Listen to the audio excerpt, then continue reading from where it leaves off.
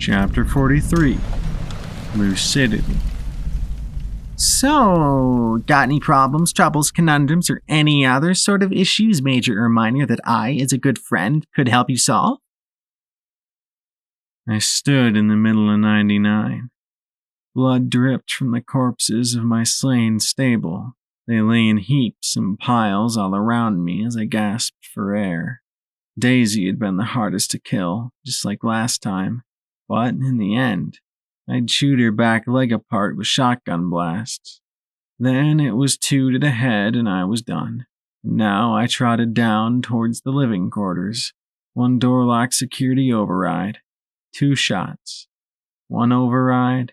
2 shots. 1 override. 3 shots. I was running low on bullets. 1 override. 2 shots. 1 override.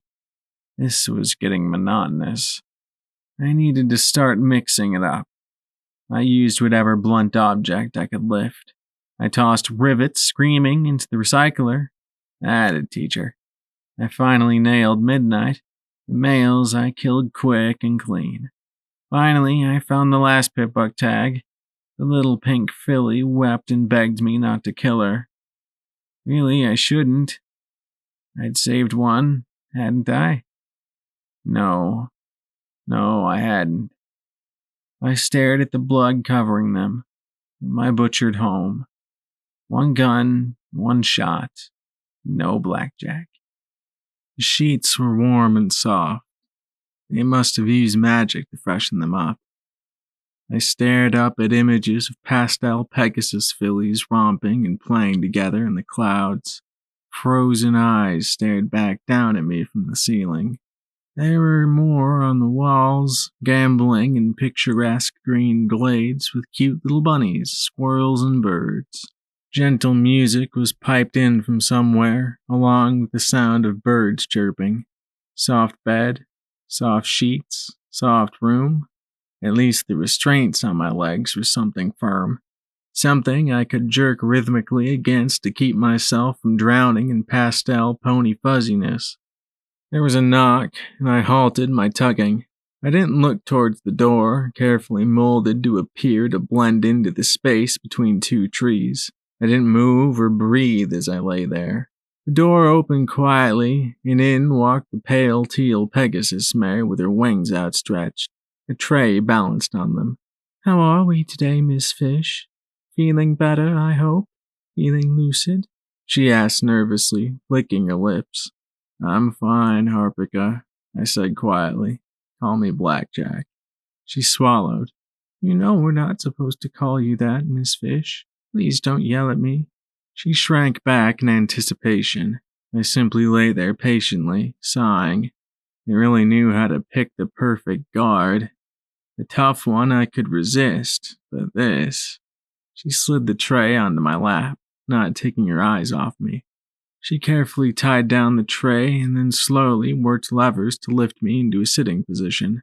Pudding served in a wax paper bowl. No spoons. Not after the last escape attempt. Harpica had been the only nurse brave enough to feed me after what I'd done to Caprice's eye. "Can I feed myself?" I asked, trying to resist the urge to pull on my restraints. That made them all nervous. The Pegasus swallowed, looking around. There was a tiny little ping, a yes tone. Some of the eyes painted on the walls were more literal than others. "Oh, okay. Please be good, Miss Fish," she begged softly. "I promise, I'll be good. No trying to smash heads in with food trays or choke my nurses with lime gelatin." She carefully reached down to unstrap my forehooves with her mouth, never taking her eyes off me. Slowly she undid the padded cuffs on each, and I pulled them free. I rubbed forelegs, my flesh and blood limbs, a moment before I slowly lifted the bowl to my mouth. Not as neat as I'd hoped, but it was better than being spoon-fed. The rice pudding tasted good, probably laced with chemicals or something. "The doctor would like to do another session with you, if you think you're okay with it," Harpica said quietly. "There will be a concert in the courtyard rose garden, if you'd like to attend." and if I behaved myself during the session, that was always implicit. No escape attempts. No trying to contact my friends. No attacking my captors. It was time to play along. I didn't answer. I simply nodded once. She carefully took the plastic tray and empty bowl away, placing them back on her wings and stepping back from the bed. I simply lay there. See what a nice, polite pony I was. 2 Earth Pony Mare orderlies came in, standing by as the teal Pegasus quietly undid the straps on my hind legs. None of them dared touch the magic inhibiting ring on my horn. Smokey and Cuffs watched for the slightest chance I'd try something as Harpica got me out of bed and changed me, washed me, and then put me in the mobile restraint harness, a tight collection of straps and rings snug enough that I could hobble around while running was still all but impossible, let alone fighting. They locked my forehooves together for extra safety while handling me. Smokey went and fetched the wheelchair as Bluebell stepped in from the hall to check the buckles. "How'd y'all find this Kenki?" she snickered. Harpica's eyes popped wide and she opened her mouth to give a warning. There was a soft pong noise of alarm sounding in the room in the hall, triggered by the unseen watchers. The Blue Earth Pony's eyes popped wide as she staggered back and Smokey rushed in. I just sat there.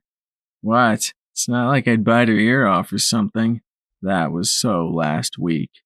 Nevertheless, Smokey and Cuffs put the bit in my mouth and muzzled me. Better safe than sorry. I sat back in the chair as Harpica pushed me down the halls decorated with molded trees sticking branches out overhead. We passed the fountain where I'd almost drowned White Hooves. The Pegasus orderly had made a comment about me liking the taste of pony. There was calm and happy music being piped in as the doctors, nurses, and orderlies took care of other patients. I was wheeled slowly past the nurse's station where Scalpel, Bonesaw, and Triage conferred with each other in their white lab coats. Roses watched me with terrified eyes. I saw that they still hadn't finished healing her horn yet. She was talking with the chaplain, and the black unicorn looked at me with worried, soulful golden eyes. I looked away. He tried to visit me as often as possible, but I couldn't handle the guilt. I saw Charity going around selling Cutie Mark Crusader cookies from a small table by the front door next to a wary-looking bottle cap. I tried talking with them a few days ago. They shrank back as we passed by. The hospital was built in the shape of an enormous horseshoe, and now Harpica pushed me through the central courtyard. I glanced up at the massive crag of Black Pony Mountain glittering in the noon sun as it loomed overhead. Through the gap in the building, I could look out at the Hoofington core. The dark towers glittered in the bright sunlight, their black surfaces seeming to capture the light and gather it in the sharp corners. It was the first time I'd seen the city as anything other than an ominous collection of broken monoliths. Maybe the imposing obsidian mountain had been inspiration for the design. High above the city, huge blocks of clouds were being collected and shipped off to the south and west. I saw the round wheel of Thunderhead. The horizontal torus was a buzzing hive of sky wagons and other air traffic. From the center of the core, a single dark spire jutted higher and higher into the air. It drew the eye ever upwards towards the dark blob at the apex. Shadowbolt Tower wasn't measured in feet or stories, but in miles. Suddenly, there was a loud cry of a siren that rose like a low, mournful wail. The noise made the ponies take cover behind stout curved walls of marble. They didn't run. Many looked more annoyed than scared as patients were pushed behind the walls. "Again," Smokey muttered. "Why don't they just vaporize Dawn Bay already?" I looked at a stone squirrel atop the molded stone barrier, its camera eye slowly swiveling to focus on us. The blue mare shrugged. "You know how it is. We use our mega spells first, and they'll fire their missiles and stuff. Hell, I heard that one marauder say they're hesitating to blast a zebra beachhead 'cause it'll make their rockets fly. Well, that and there's mountains in the way. As if that matters to the hoof. Heard talk that if they put all the juice from the dams and power plants into the city, they could just melt the mountains between here and Dawn Bay. We could cook them right off the coast and back across the strait. No way, Smokey countered. There's not enough juice in all of Equestria for that. Then she paused. Is there? Pfft, this is the hoof. There ain't nothing we can't do, Cuffs drawled as she peeked out around the barrier. What do you think? Dragon raid? Or those stripes pushing in with more tin zebras? Dunno. I mean, last year the news was talking about zebras on the verge of being wiped out. Now they've got tons, Smokey muttered. Guess Image got their story wrong. Please don't sound an evacuation.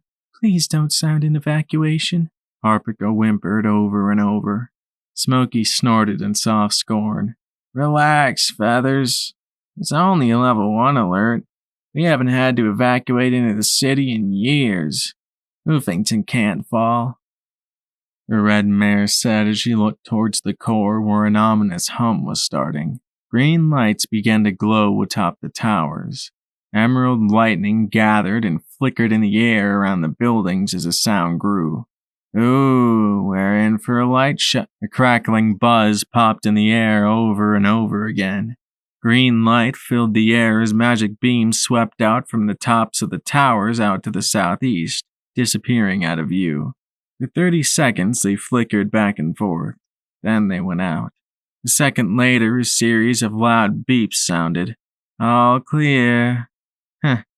Dragons. Extra crispy, chuckled Cuffs. Wonder how dragon tastes. Ew, Harpica said in disgust as she looked towards the city. From the tower streaked a wedge of crackling black whitening clouds heading to the southeast. A single rainbow stripe raced down the middle.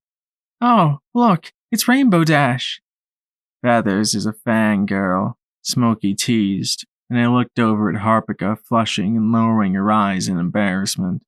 I heard Smokey move behind me and immediately slammed back in the wheelchair. I didn't know what I hit, but I felt the push bar on the back connect solidly with something. The wheelchair overbalanced and I smacked onto my back, looking up at the red mare covering the end of her nose, scowling down at me as blood trickled around her hoof. Is it broken?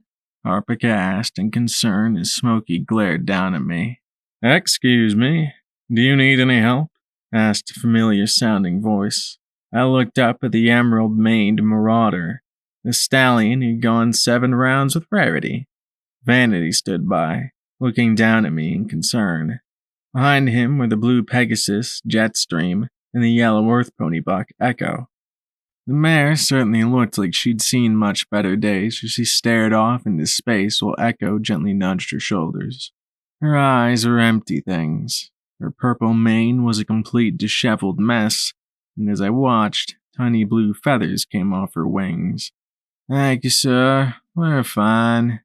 This is just one of our more difficult patients, Cuff said. Vanity's horn glowed as he easily lifted me and set the wheelchair down pat. Really?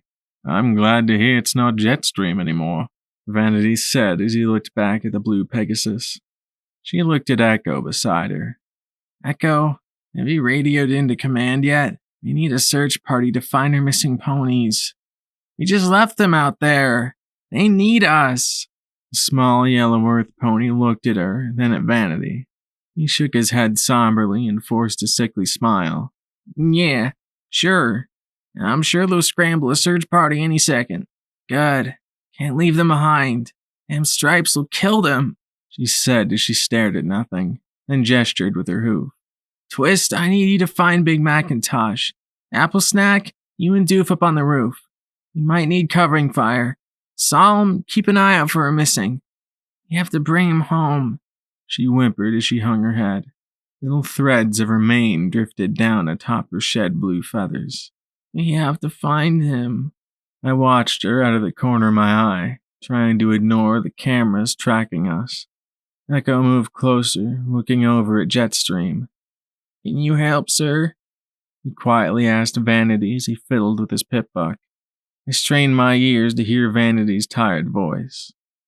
You've modified, restored, and removed her memories too much already, Echo.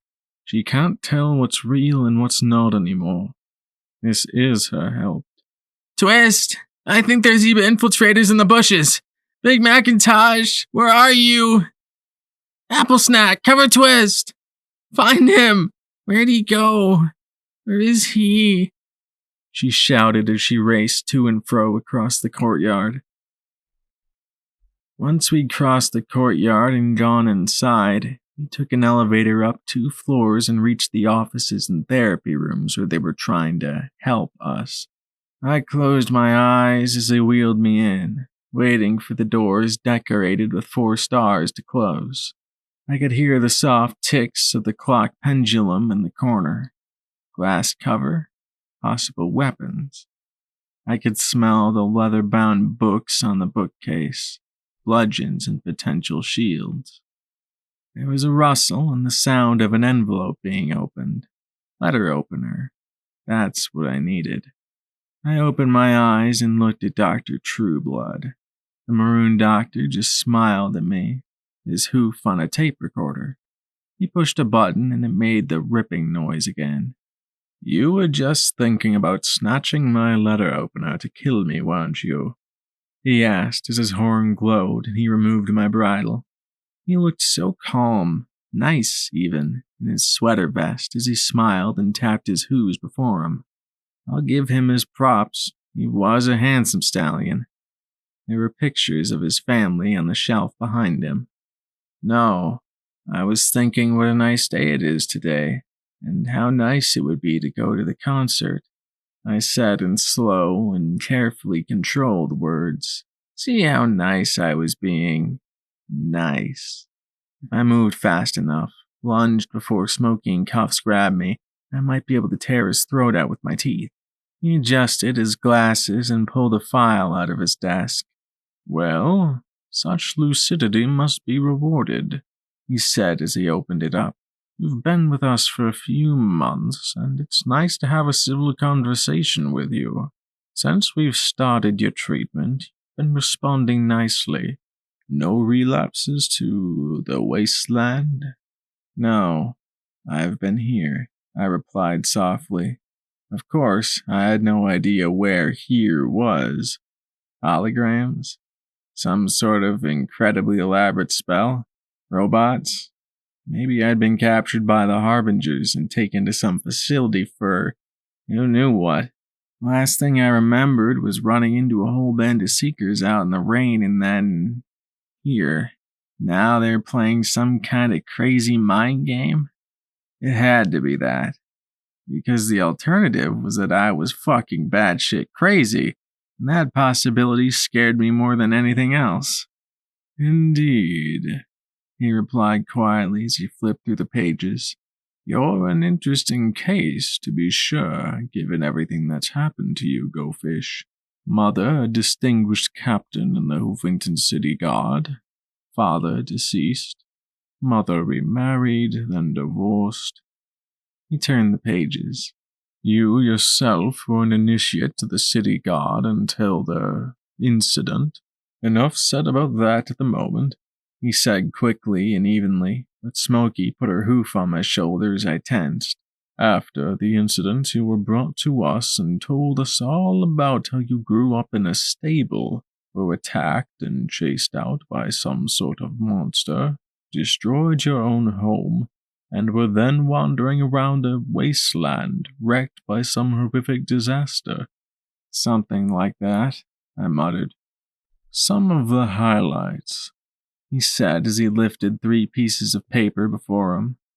There was a government conspiracy at the highest levels called the OIA, pieces of cursed star metal that sucked the souls out of ponies, and some sort of evil lurking at the heart of the city. You were hunted and persecuted by numerous groups. You made friends with Morning Glory, P-21, Rampage, and others, some of whom joined you in your travels. Oh, and I was an undead monster behind most of it. He chuckled as he lowered the pages. I particularly like that bit. You would, I replied, narrowing my eyes as I jerked reflexively against my harness and chair restraints. He sighed and pressed his hooves together. Since you've arrived here, you've proven to be the most hostile patient in Happy Home Gardens' history. Numerous escape attempts, assaults on the staff. If it weren't for your condition, well, it wouldn't be fair to hold you responsible given your mental state. Still, after what you did to Nurse Roses, not to mention poor Doof, there was an awkward shuffling behind me as I kept my eyes on his. Well, he was trying to kill me at the time. He was your orderly at the time, the maroon stallion countered as he lifted a peppermint candy and slipped it into his mouth. And he was the one who was willing to climb all the way up onto that ledge to get you down to safety. He smiled evenly. There's quite a few in the Ministry of Peace who think we should simply scour away your mind entirely. A complete magical lobotomization for our protection, and so that you could have a second chance. Traditional therapy techniques simply aren't working, and our attempts at modifying your memories only seem to be making things worse. He tapped his hooves together for a few seconds, waiting for my reaction. I didn't give him one. Finally, he sighed and smiled tiredly. Fortunately, your growing lucidity these last few weeks has put those plans on hold. You're starting to come to grips with reality. It's our hope you can be made whole again to be a productive, happy, healthy young mare. Hopefully, once you're cured, you'll be able to atone for what you've done. I closed my eyes, imagining dead ponies I'd killed, who died from my mistakes. They weren't just bits of crazy dredged up from my head.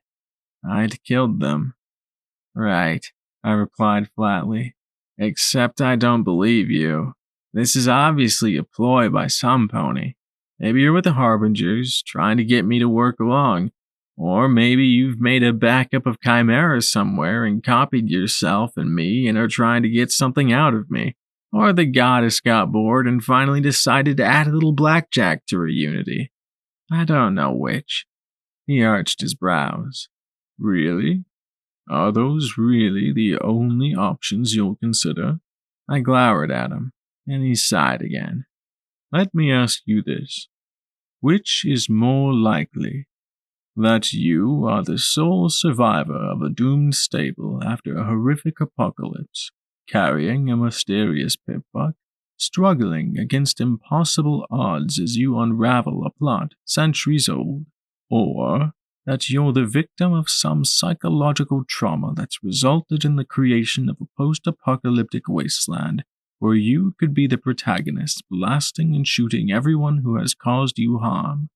I scowled, not prepared to even entertain the idea that everything I knew was a lie. I remembered Jetstream in the courtyard, thought of me chattering to friends that didn't exist. The problem was that it was such a seductive notion. I might not have understood what was going on, but the idea that all the shit I'd been through was somehow a dream was both tempting and insulting. No more EC-1101. No more Harbingers. No more questions and mysteries I wasn't smart enough to unravel. Just going back to a normal life. If everything I knew in the stable had been a lie, could I even find normal on a map anymore? He'd been saying this for days now. No matter how I cursed, insulted, or struggled, he just smiled and repeated his comments that I'd been delusional for more than a month in a psychotic break. But none of that was helping me get out of here. I needed something else. I couldn't fight. I'd have to engage. Not to say I even begin to believe you, I said slowly. But why don't you tell me who I am and why I'm here? He actually looked surprised. Who you are is fairly simple. Your name is Go Fish. You lived with your mother, gin rumming, in the southwest part of Hoofington overlooking the Luna Dam. Your father died when you were just a filly. You went to school at Rosa Hoof Academy, not a stellar student, though. Worked briefly at Megamart before you also joined the Hoofington Guard. You were stationed in Frankfurt. With each fact, he pulled papers and photographs from the folder and set them before me. Birth records from Hoofington General, report card and student ID, my tax return from Megamart, a picture of me, Marmalade, and Daisy in guard barding that looked awfully similar to what I'd worn in Stable 99. Fabrications. Maybe all of this was some sort of soul dream by the goddess, except that I didn't imagine the goddess being this subtle. She wasn't exactly the trickiest pony I'd come across. I closed my eyes as I frowned. I really wish that Morning Glory or P21 were here, even if they wouldn't make sense in this place. So why am I here then?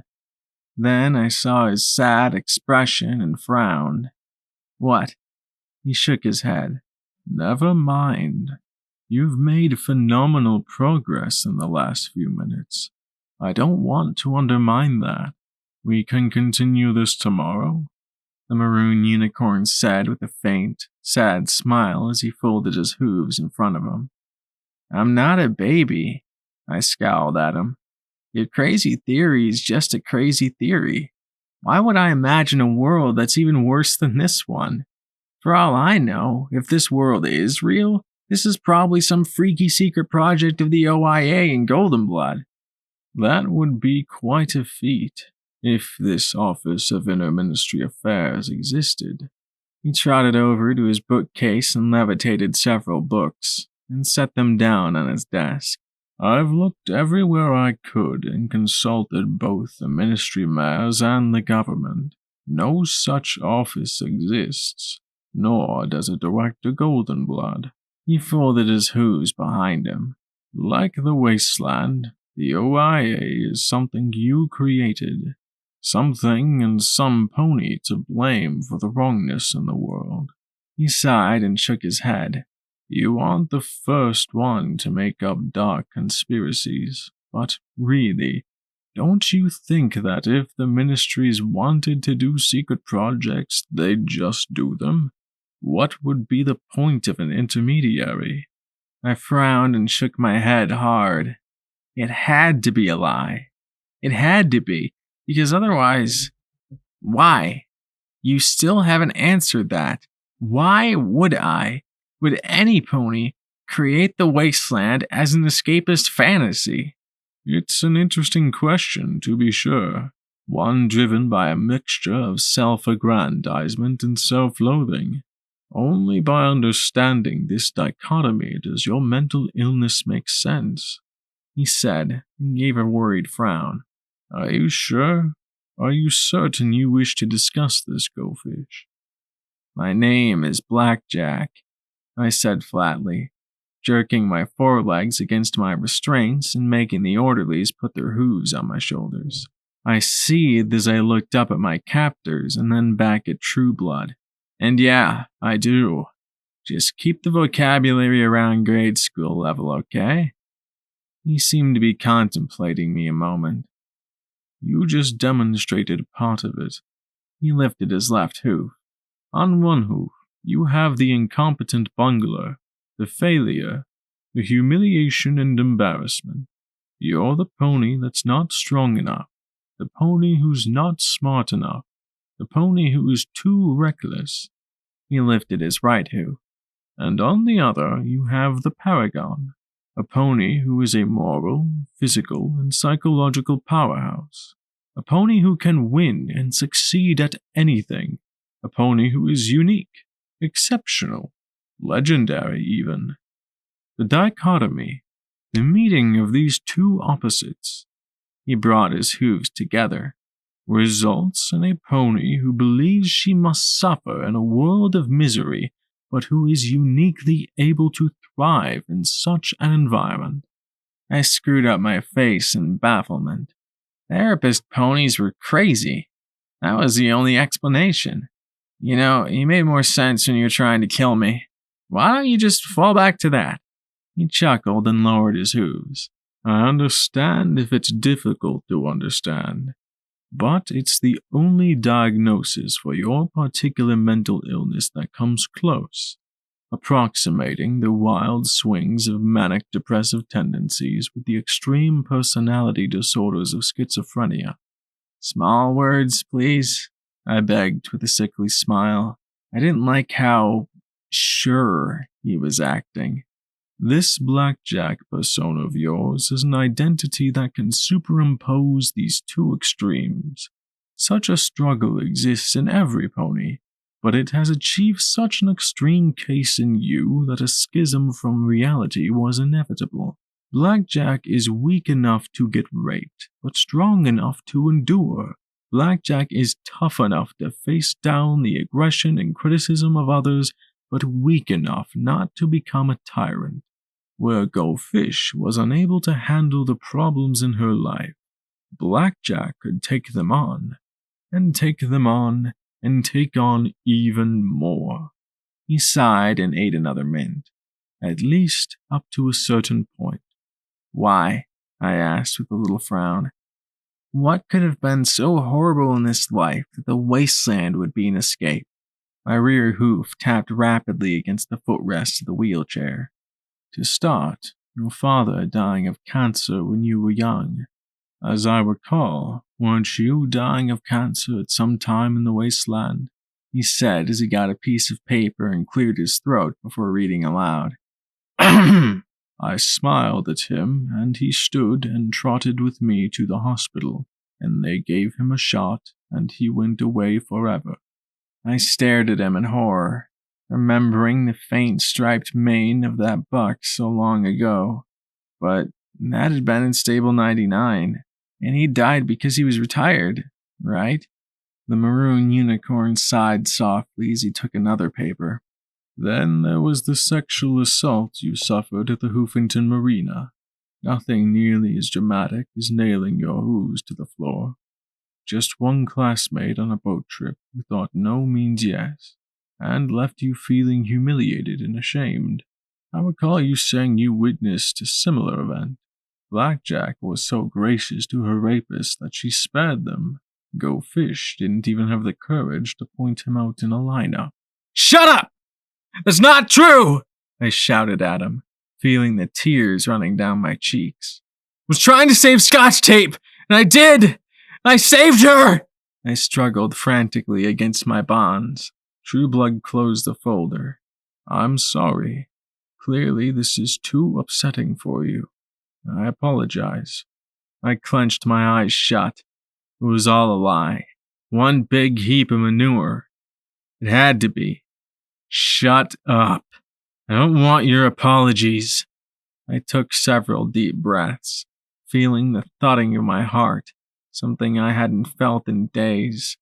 Slowly I looked up at him, at the pity in his eyes. Why is it this place is filled with ponies from the wasteland, except for my friends? You populated your fantasy with ponies you've known in your life, assigning them motives and facades according to your attitudes. Some were at random, and others are the result of various traumas. Steel Rain's violation of your body cast him in the role of villain, and you destroyed his base and power in your fantasies you couldn't in the real world. As for your friends, he said solemnly, I suspect they represent larger themes and psychological needs. He stood and trotted around closer to me.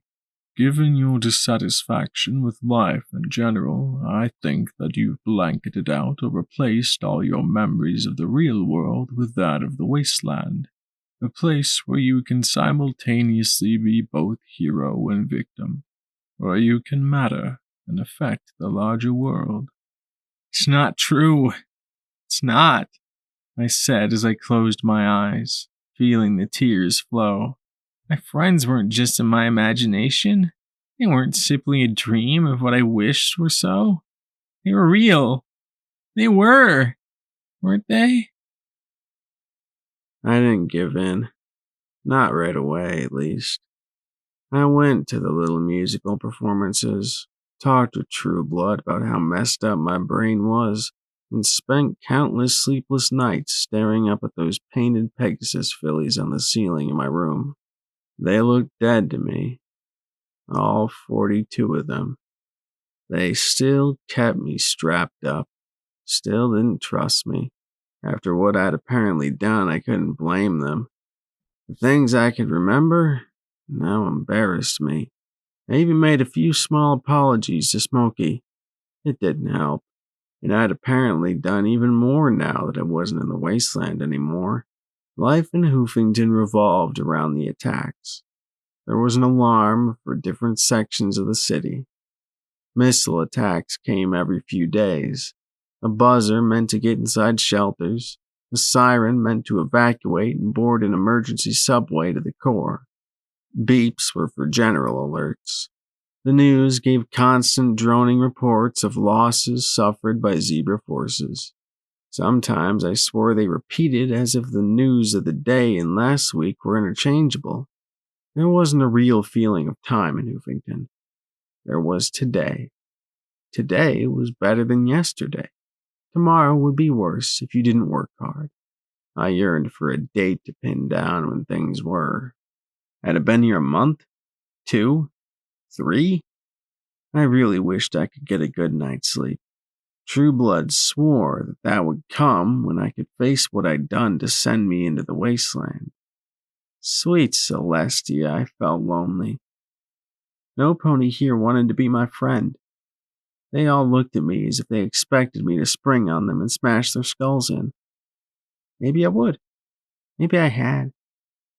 I was learning a life that was utterly alien and dreadfully familiar at the same time. Dusty trails and tumbleweed visited me like they were checking up on a rabid manicore, but they talked to me about school at Rosahoof Academy and my poor test scores and frequent visits to detention and Dean Hardy.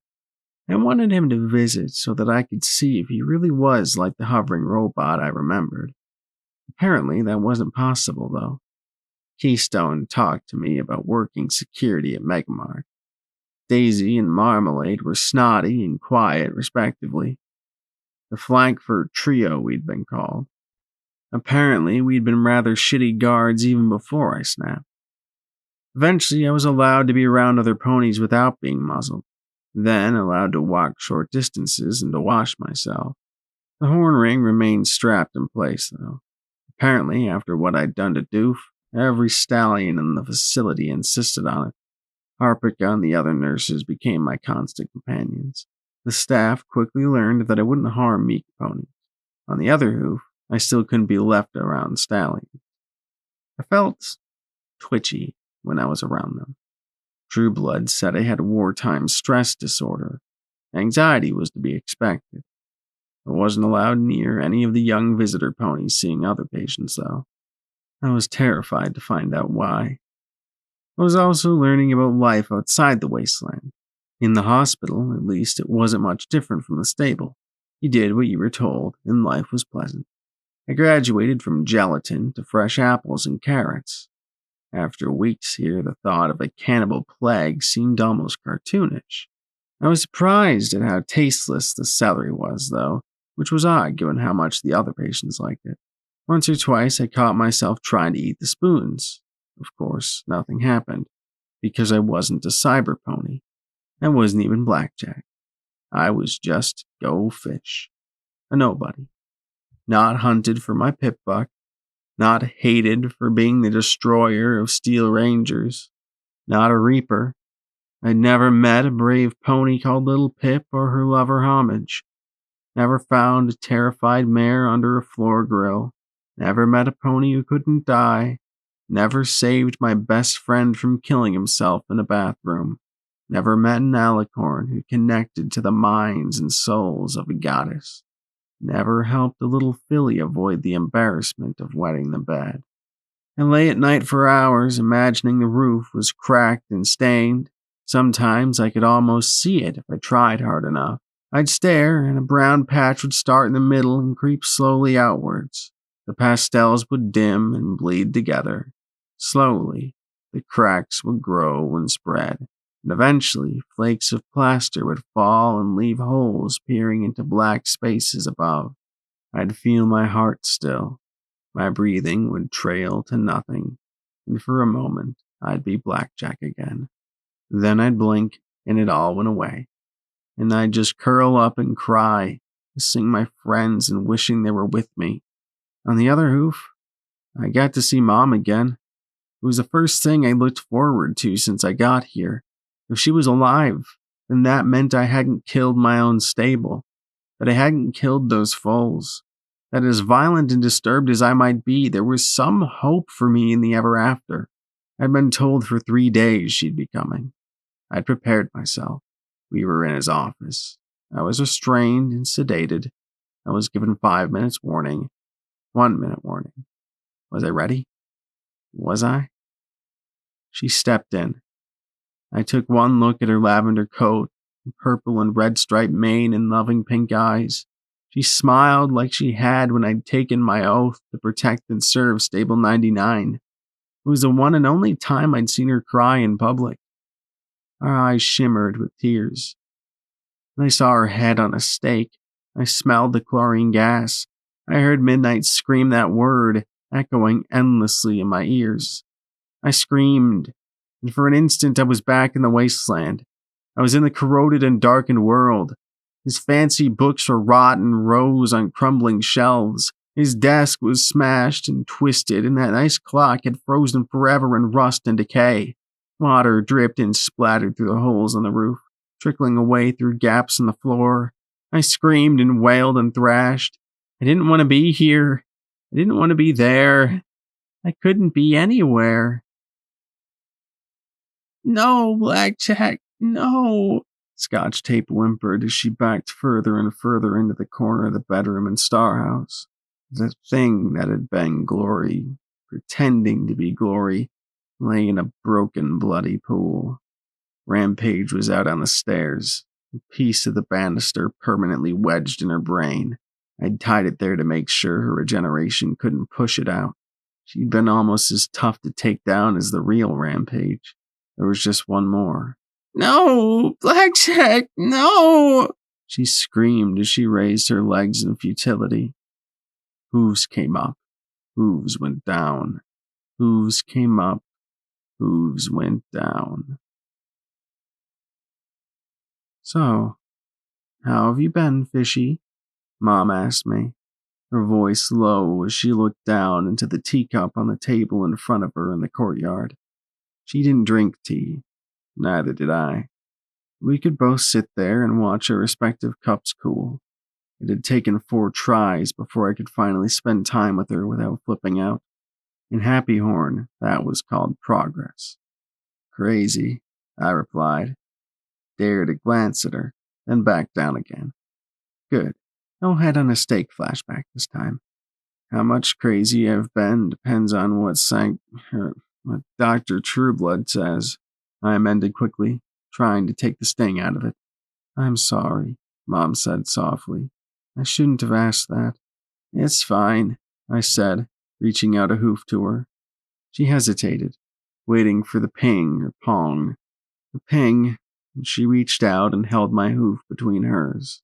The nurses only trusted me with one hoof out of the restraints. I'm the one who's sorry. Oh, no, I'm much more sorry than you, Mom quipped, and we shared a little laugh. Very little. Quite fragile, and it ended in a sigh. I shouldn't have made you go into my field. I should have respected what you wanted. She patted my hoof gently. Your music never seemed important, not compared to being a guard. Well, considering in Stable 99 none of us got a choice, I guess it doesn't matter now. Honestly, being security isn't so bad. After all, I risked another look at her, but she just blinked at me. It was just a few seconds, but for those seconds she seemed completely lost in thought. And then she wasn't. After all, security saves ponies, she said, exactly as I remembered. She patted my hoof tenderly. I hope we get to leave here soon. I'm taking a leave of absence, she said with a smile. We should go somewhere. Maybe Manhattan. Somewhere there aren't raid sirens every day. Just you and me? I didn't know what to say. I didn't think I'd have been able to have any kind of life like this. Not now. Not ever. I simply wept as I nodded. She moved around the table and hugged me. There were several pongs sounded, along with orderlies moving quickly out into the yard. Don't worry. We'll make it all right, she promised in my ear. But this was wrong. My mother wouldn't do this. The stable always came first. I was the fuck-up. But I didn't care. I hugged her, tighter and tighter as my breathing became more and more erratic. But I couldn't let go. I couldn't, even as she struggled. The orderlies were fighting to pull my hoof off from around her neck. But I couldn't let her go. She'd make everything all right, wouldn't she? Apparently, the sight of my mother had triggered a relapse. I was back to being locked up and restrained in the timeless room. The nurses talked about my instability in low voices, but fears about me launching into attacks didn't go anywhere, simply because I didn't care. For before I'd been in the wasteland, now I was simply back on the mattress staring at the ceiling. Still, I jerked my hooves against the restraints as something to do that was more than lie there like a corpse. Harpika came in, washing me and caring for me without complaint. The mare didn't do much or say much about herself. The doctor would like to do another session with you, if you think you're okay with it, Harpika said quietly. There will be a concert in the courtyard rose gardens if you'd like to attend. I really didn't want to. I didn't like this place. The patients staring vacantly out into space or talking to themselves. Recipients of too many memory modifications and horrors of the war. Abbeyhorn wasn't a place for healing. I suspected that True Blood went through so much effort with me because I was a long-shot chance to actually get better. For every pony else, this was a hospice for the mad. A place to keep them safe and sound and out of sight before they died. Harpika didn't say anything as she stood there, and I frowned as I glanced over at her. Then she suddenly added, Octavia is playing. That brought to mind the posters I'd seen in her apartment and the performance she'd given in Blue Blood Manor. I could remember her music so well. Okay, I could get out of bed to hear that. I let one of the orderlies, Mallet, the caramel-colored unicorn, strap me into the wheelchair. Then we were out in the halls again. Suddenly, I was hit by an explosive pressure wave, and yet I didn't move. In an instant, every pony disappeared, as did my restraints and wheelchair. I sat there, blinking in shock as I felt my horn bare of the magic suppression ring. The hospital was empty, and every surface flickered in my vision for several seconds. What had just happened? And why was some pony crying? I trotted to a door to my left and carefully pushed on the 4 white stars on its veneer to open it a crack. Inside was a pale red stallion lying on his back, staring up at the ceiling like so many others here at the hospital. Shaking him with her little hooves was a young pink filly standing on a chair. Wake up! Please wake up, big brother! Please! You're too tough for this rumble. Remember? You could take on any ganger on the east side, she cried as she shook his limp body. If I hadn't seen his chest rise and fall, I would have thought he was dead. Brother, wake up, please. Another flicker and the filly was gone. I rubbed my eyes and blinked at where she'd just been standing. I was losing it. I was going completely over the edge. It was nighttime now, and Rumble lay there just as he had when his sister had shaken him seconds ago. Then I saw movement beside me, and I leapt to the side. But my apology disappeared as I gaped at the late-night visitor slinking in wearing a black veil and fancy dress decorated with sequins. Purple curls spilled from under the veil. She approached the bedside and lifted the translucent cloth aside. Why would a buck like Rumble warrant a visit from a ministry mare? Especially this mare.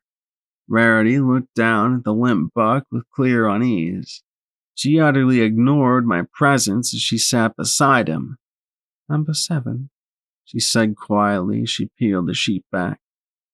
For a moment, I was certain that she was doing something indecent, but her eyes were drawn to his flank, his blank flank. "You would think after 7 failures we'd have finally gotten it right," Rarity said as she lifted a book from her saddlebag. As some pony who'd seen more treated hide than I had any right to, I could say with authority that it wasn't like any book I could ever imagine Rarity allowing on her person. The cover was bound in black and silver gray and the pattern of a zebra glyph mark. The sight of it sent my mane squirming as I shivered involuntarily. "I'm following the instructions perfectly, so why isn't it working?" she asked as she stroked her hoof over the dark surface. The hiss of her hoof against the leather cover sounded like whispers. "Rarity?" A mare called softly from the doorway, making both of us jump. The book was whisked behind her poofy curled purple tail as Rarity turned towards the door. There stood a rather exhausted-looking Fluttershy. Her pink mane shot through with a few strands of premature white, hung in disheveled sheets across her face. Worry lines were making their way slowly but inexorably across her features. "What are you doing here?" Yes," Rarity stammered as she grinned nervously, glancing back at Rumble and then at the concerned yellow Pegasus. "Well, I got in a report about mysterious attacks in Hightower Jail, darling. I was in the area, so I decided to see if my editors were getting creative again." "That's all," she said with a nervous laugh. It was one that Fluttershy didn't share as she walked to the bed. "Have you heard anything else about it?" Fluttershy asked quietly before tugging the blanket back in place over Rumble. There was something oddly firm in Fluttershy's question, and it made Rarity strain her smile even more. "And how would I have heard anything about this? I don't even know what is wrong with the poor dear," she said as she gestured with her hoof. "There isn't anything wrong with him. Physically, medically, his body is just fine. Even his mind is intact, with all his memories. Whatever was done to him was completely outside the experience of unicorn magic." She closed her eyes and bowed her head. "I've considered bringing Zecora in, or even trying to find medical experts in Yellow River and seeing if we can convince them to help us." "You wouldn't dare," Rarity hissed, narrowing her eyes at Fluttershy as her tail tightened. "They're vicious, savage, horrible fiends." Then, when she saw Fluttershy's shocked expression, her words faltered. They're so dirty and garish." Finally, she composed herself. "Besides, it's firmly against Luna's rules to associate with zebra mystics." "If they could help some pony like Rumble or the others," Fluttershy began to say quietly as she smoothed her sheets. "I'll do what I have to help." Rarity sighed. "Fluttershy, please. As tragic as this is, he wasn't any pony important. Just an East Side gang member with a history of assaults and attacks on others," she said in a subdued voice as she surreptitiously transferred the black book to her bag. "And how do you know that?" Fluttershy asked in a voice barely above a murmur. I read it in the report, of course." Rarity laughed nervously with a guilty grin. Fluttershy didn't look at her friend as she sat beside Rumble's bed. "No. How do you know he's not important?" Rarity's grin melted as she looked at Fluttershy's back. Pegasus never raised her voice. "I know he probably wasn't the best pony, but he has a sister, Tumble. She's been here almost every day she can. He's her whole world." The soft disappointment in her voice was way worse than any accusation. "Everyone is important to someone," she said quietly. "Fluttershy, Rarity began before her ears folded and she looked away. I'm sorry, Fluttershy. It's just, with everything going on, I didn't mean what I said. Fluttershy turned and looked at her with that sad, searching expression. Fluttershy turned and looked at her with that sad, searching expression. I've got 6 other patients just like him, Rarity, all from Hightower, all missing their cutie marks. They're not dead, nor have they had their memory erased. They're just broken, and I don't know how to help them. Her teal eyes looked into Rarity's darker eyes with sadness. You? I... Rarity stammered as she glanced at the bag she'd tucked the book into. For a moment, I was certain that she was going to say something, but she slumped. I'm sorry, Fluttershy. I can't. I wish I could, but she couldn't meet Fluttershy's eyes. Slowly, the yellow Pegasus turned away and looked towards the bed once more. I understand, Fluttershy almost whispered. It was good to see you again, Rarity. I hope we can meet again in Ponyville soon. I miss our little meetings at the spa. I miss our friends. She bowed her head slightly as she put a hoof on the bed. Sometimes I think we made a big mistake somewhere. Not stopping the war when it started, not getting involved sooner, not getting tangled up in these horrible ministries. I liked being a nurse so much more than being a ministry mare. She sniffed and shook her head. Please, Rarity, when this war is over, can we please go back to Ponyville? Make it like it was again? All of us together? Rarity's mouth moved silently as she held out a hoof, tears running down her pale cheeks and sending her eyeliner dripping. We will, Fluttershy. Somehow. I'll find some way we can all be together again. There must be a way, she said as she looked over her shoulder at the bag containing the black book. Then there was a flicker, and they were gone. The bed was empty, the corners tucked in. I sank to the floor, hugging my aching head. What is going on? I whimpered, clenching my eyes shut. Ah, here you are, Trueblood said a moment later. We were wondering where you'd escaped to. I stood and pointed at the bed. I just saw Fluttershy and Rarity. Explain that in crazy brain doctor talk, Trueblood, I snapped as I whirled upon him. He blinked at me slowly, taking in my triumphant smirk. Then he said flatly, Because 2 months ago you escaped and eavesdropped on the ministry mares while they were looking over a patient. Given the state of your memory, it's not surprising you forgot until now. Then you saw the room and it brought the memory back. Fairly simple, he said with a small shrug and smile. I hope that terrorist bomb didn't send you back to the wasteland again. I understand it detonated quite close to the hospital grounds. Yet he didn't look concerned at all. No, I'm fine, I said with a frown as I looked at the empty bed. What happened to Rumble? He didn't answer for a moment. It wasn't like he was scratching his head and searching his memory. It was like a pause where he simply froze. Then he smiled broadly.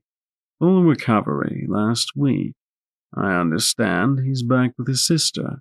Never did find out exactly how his mind was cut off from his body, but the spell wore off eventually. I sighed and rubbed the magic restraint on my horn and shook my head. How'd I get free? I asked as I looked around. When the bomb went off, you bolted. Asked why things always blow up around you. You weren't secured properly and got loose, he said as he smiled and added, Don't worry. You didn't hurt any pony this time. This time? Thank goodness for small favors. I looked at the bed again. Fluttershy and Rarity were friends, weren't they? I'm not really in a position to say, Trueblood replied. Then he paused again, sitting and cocking his head. You don't think they are? I thought about what I'd seen. It was like 2 ponies who were friends once and desperately wanted to be so again. but that silent accusation and that reticence were walls that neither could overcome. I thought of that shy yellow figurine, unable to call Rarity under deception, the glamorous white figurine wanting to give anything except the truth. B21 and I'd been like that. He'd been more angry than Fluttershy, and I'd been more clueless than Rarity, but we'd had that tension keeping us apart. Did they overcome it? Why am I here, Doctor? I asked in low tones, my body fighting to maintain reasonable volumes. To get better, he answered simply. Why else would any pony come here? I stared at the maroon unicorn for the longest time as he simply stood there with that stupid smile on his face. When you no longer flee to the wasteland, when you can accept what you did, you'll be free to go. And what did I do? My voice was low and tense. You know exactly what you did, he answered, equally soft. You're trying to hide from it in the madness. But you can't hide forever, Goldfish. Madness is like nausea. Your mind is trying to purge itself of something you shoved into your subconscious. It invented the wasteland as a place for you to hide. Sooner or later, one of the things will happen. You will stop attempting to block the memory and face it. Or you'll die. He finished with a small shrug. Then he smiled. Now, care to go to the concert? It was rather hard to enjoy Octavia's performance after that little exchange. The music was as beautiful as I remembered, but it had none of the life or joy I imagined. I may as well have been listening to it on my pip-buck as seeing her perform. The other attendants gave her rapt attention, neither talking nor making disturbances during the hour-long show. No sirens, no pony getting up and going to the bathroom in the middle of one of her pieces. Even the stomping applause was monotonous. I hated this place. And I was starting to hate every pony in it. That hate wasn't something that transferred perfectly from my memories in the wasteland. In the wasteland, I had a complicated relationship with Charity.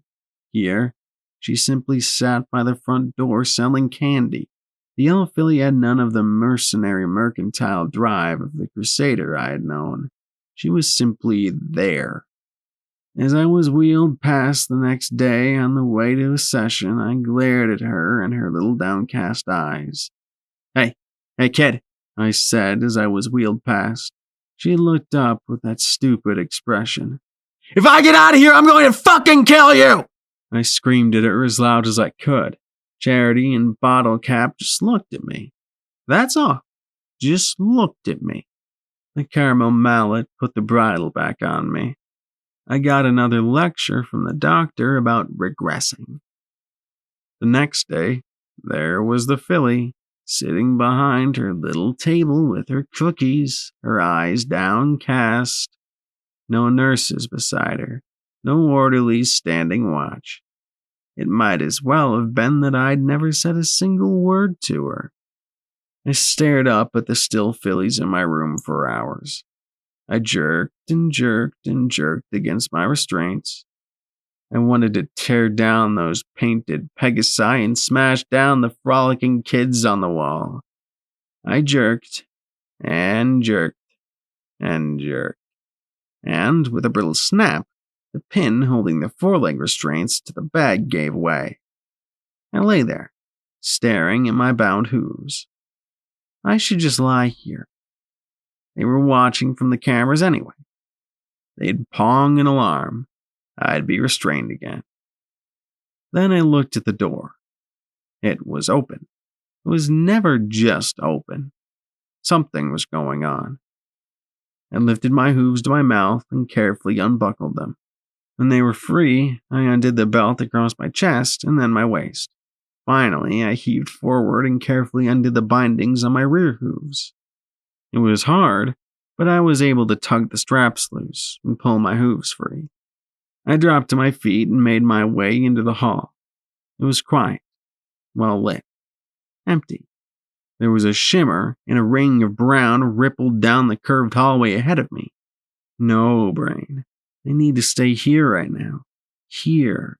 I trotted forward, and then I spotted something teal next to a spatter of blood.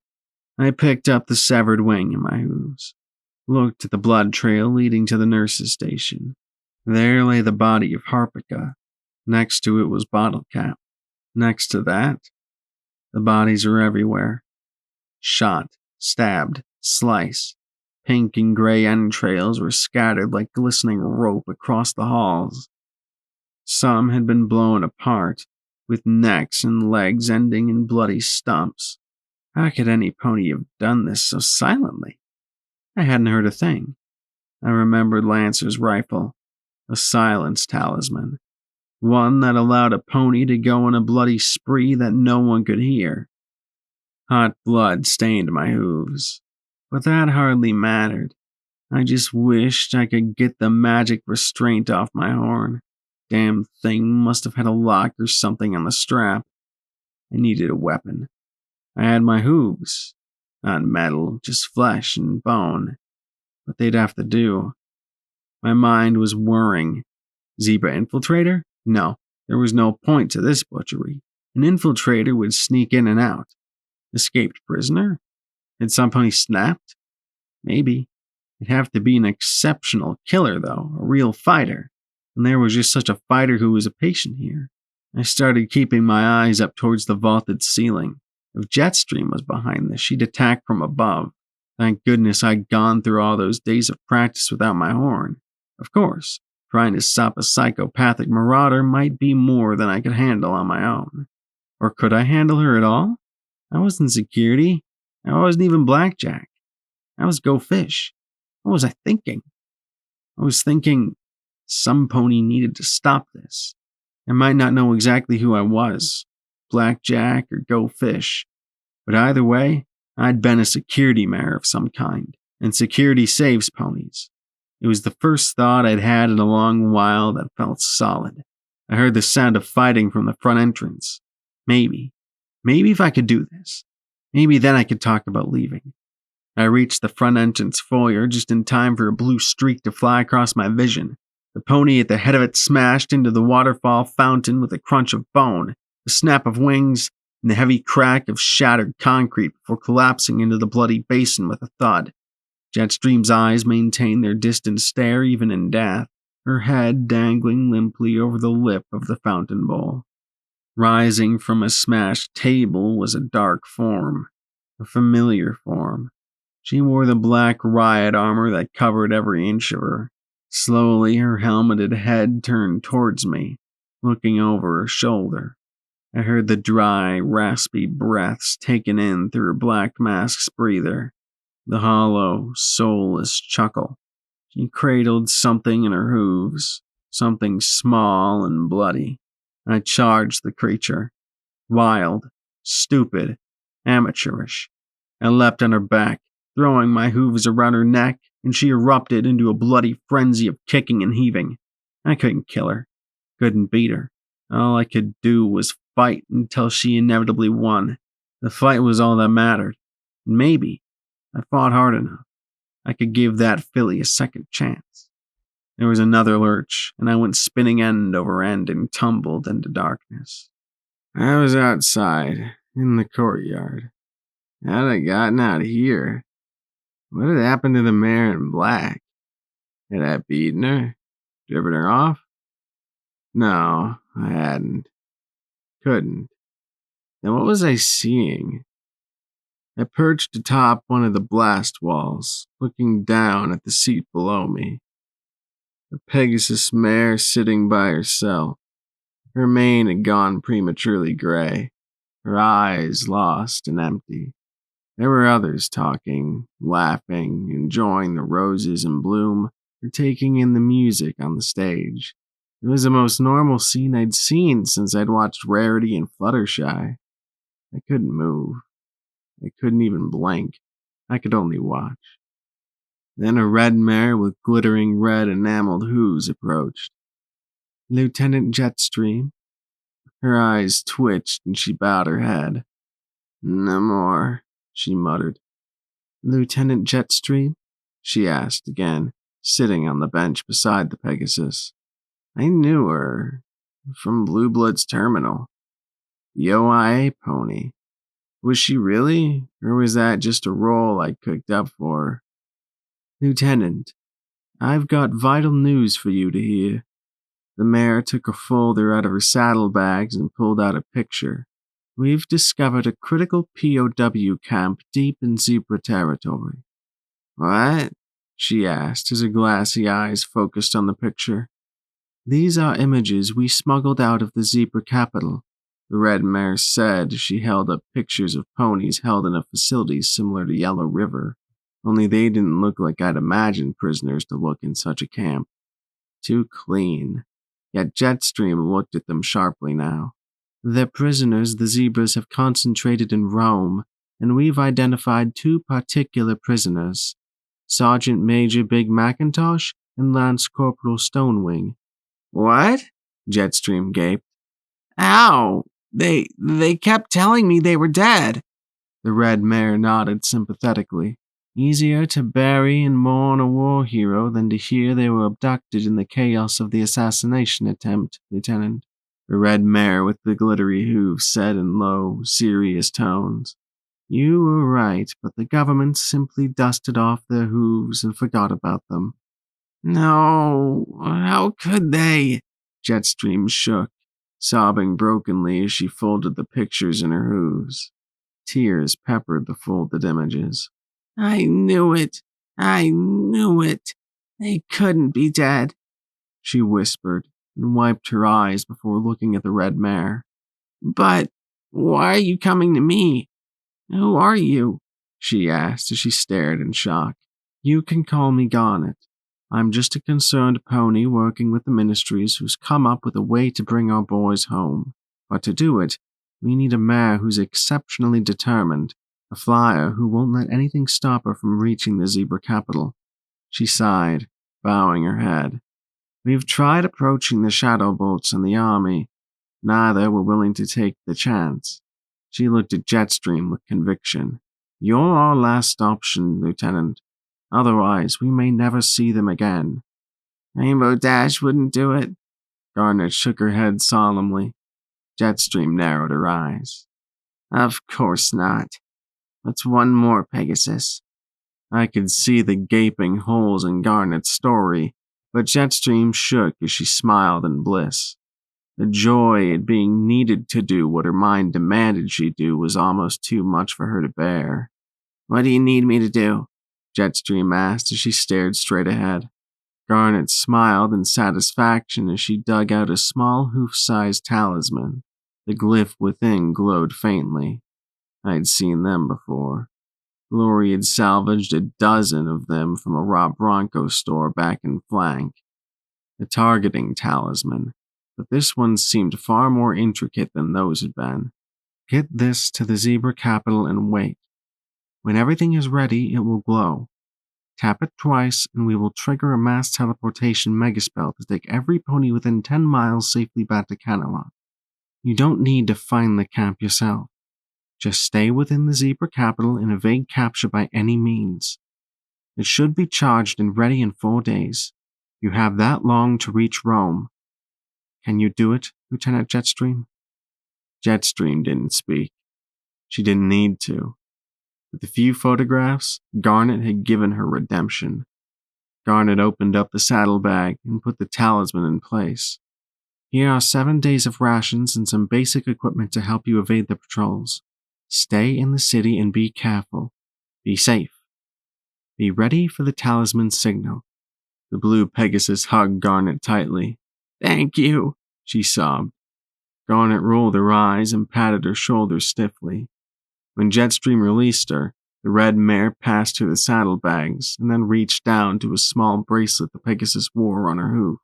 It was so small and flush that I nearly missed it. I wondered if it was magically adhered.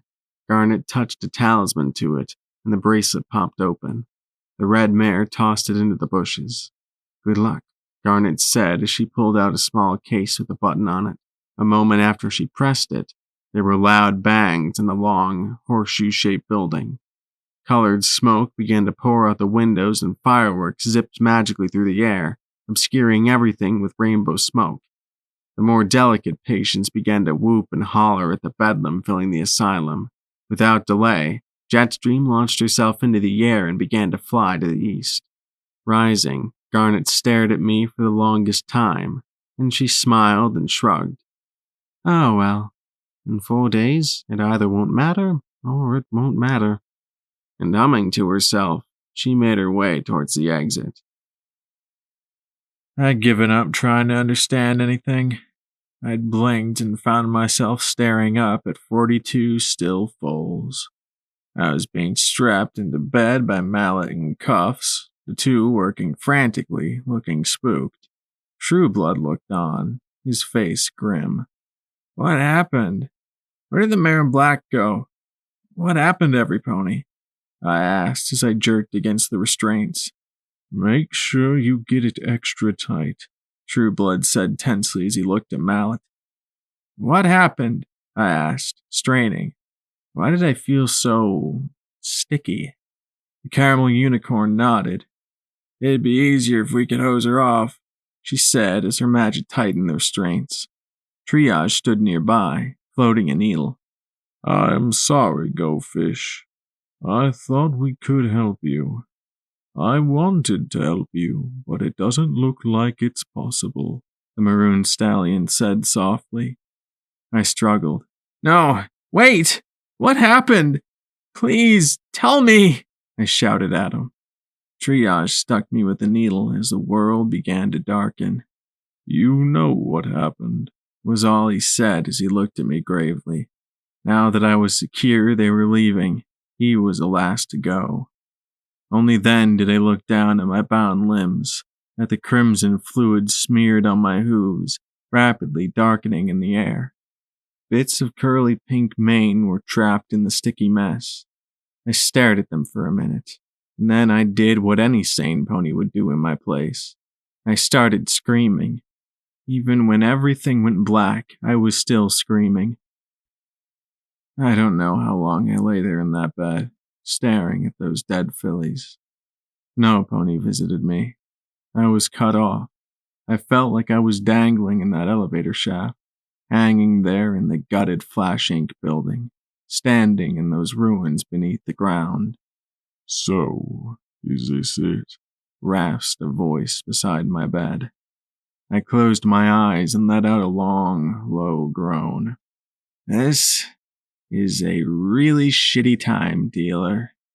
I reckon so, he said, the pale, gaunt pony starting to deal some cards. Problem is, it's all the time you've got left. So, if we're going to get in some last-minute games, this is it. He put the cards in my hooves. The blood glued them in place. Not exactly my thing, but you seem to enjoy them. Despite myself, I stared at the blood-smeared bits of cardboard. I frowned. What, was this the Ministry Mares is Foals edition? One of the cards had a grinning pink filly bouncing on her hooves before me, like a tiny, eager Pinkie Pie. Something was off, though. So, what are we playing? I asked. You tell me. Are we playing Go Fish, or are we playing Blackjack? I closed my eyes with a groan. I am sick of playing, I muttered softly, shaking my head. Well, you should have taken my advice and left before now. Got any fours? He asked with a wan smile. Oh, I told you so. Very classy. Go Fish, I muttered, rolling my eyes. He drew a card, and of course it was a 4. He showed it to me. 4 stars for diamonds. Probably had the deck stacked. I hate that name. Then I looked at him. So, why are you here, dealer? Gloating, helping, or is it just fun to fuck with me like this? I'm here because a long, long time ago, A pony I respected immensely asked me to sacrifice my life to be eternally bonded to a mega spell to prevent the destruction of the country you wanted to save more than anything, he said as he drew a card. And I'm talking to you because in about a minute, a pony is going to be putting a bullet through your head and taking me to goddesses nowhere for goddesses know what. I'm using every bit of my strength to try and break you out of here before that happens. I sighed and laid the cards flat, closed my eyes, and waited. I had no idea how long, but it had to be longer than a minute. Guess you need a new watch, dealer. Not a minute here, a minute real time. This place isn't real, he said as he looked around. Nice room, by the way. Who is your decorator? I groaned again. So, let me guess. You're here to tell me this is all make-believe. A fantasy created by my mind to blah blah blah, right? I took a deep breath. You're every bit as bad as True Blood. You won't tell me what I did. You speak in cryptic riddles just to fuck with me. This isn't real, Blackjack. At least, not entirely. Gotta give it to this place. It knows how to mix together truth and lies. You're in Happy Horn Gardens. You turned yourself into the machines, and the hospital has admitted you as a patient. You've been plugged into one of their dream machines to try and help you. But the Harbingers are here, and they're slowly but surely blasting their way into this place. The hospital security can't hold them off forever, especially with that tank out there lobbing shells.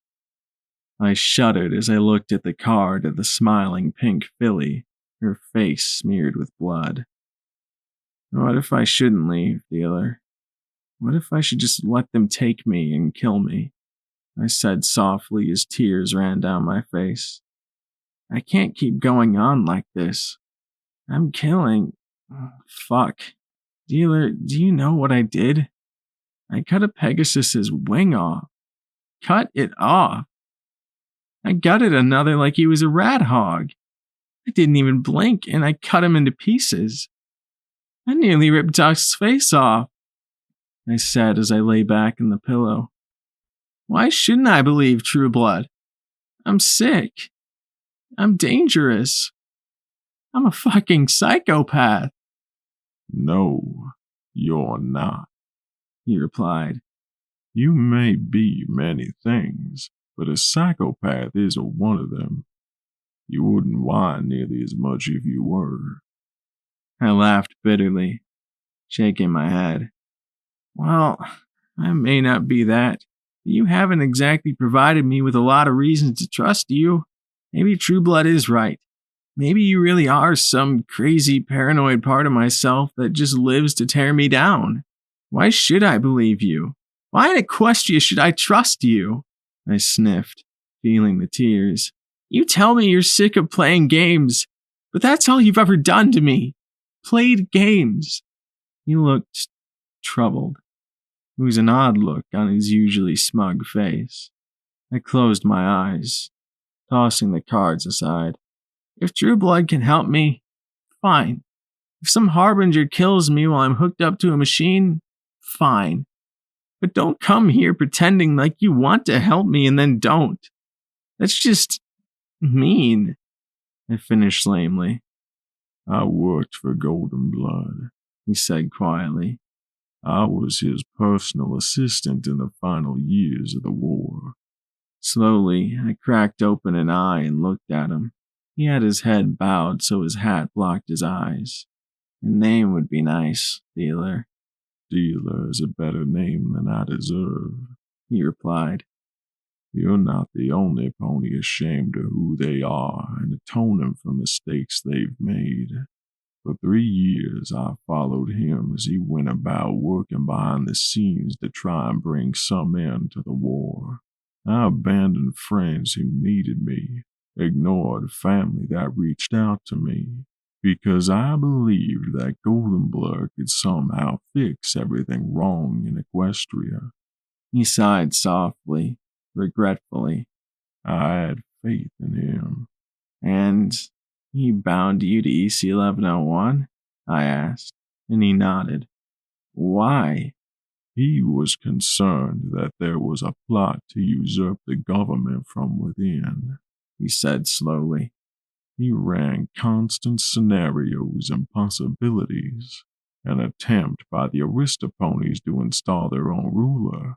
Even something as innocent as Celestia changing her mind once more and attempting to return to the throne was something he planned for. And above everything else was his fear that the ministry mayors would seek to depose Luna and take control of the kingdom outright. What? I gaped at him, and then laughed. That's crazier than me. Then I looked around my room and back at him. Okay, almost as crazy as me. Wait, are you crazy if you think you're crazy? I wasn't precisely sure how that worked. Why not? He asked as he looked me in the eye. Who else in Equestria had the means, the motive, and the opportunity to take the country for themselves? Twilight and her friends hated the war. A better way to hasten its end than to depose Luna and negotiate peace directly. They could have done it too. Do you have any idea how many diplomatic overtures the Zebras made to the ministries near the end of the war? It was a nightmare. And we had no idea if the ministry mayors were truly loyal to Princess Luna. Were they working to their own ends?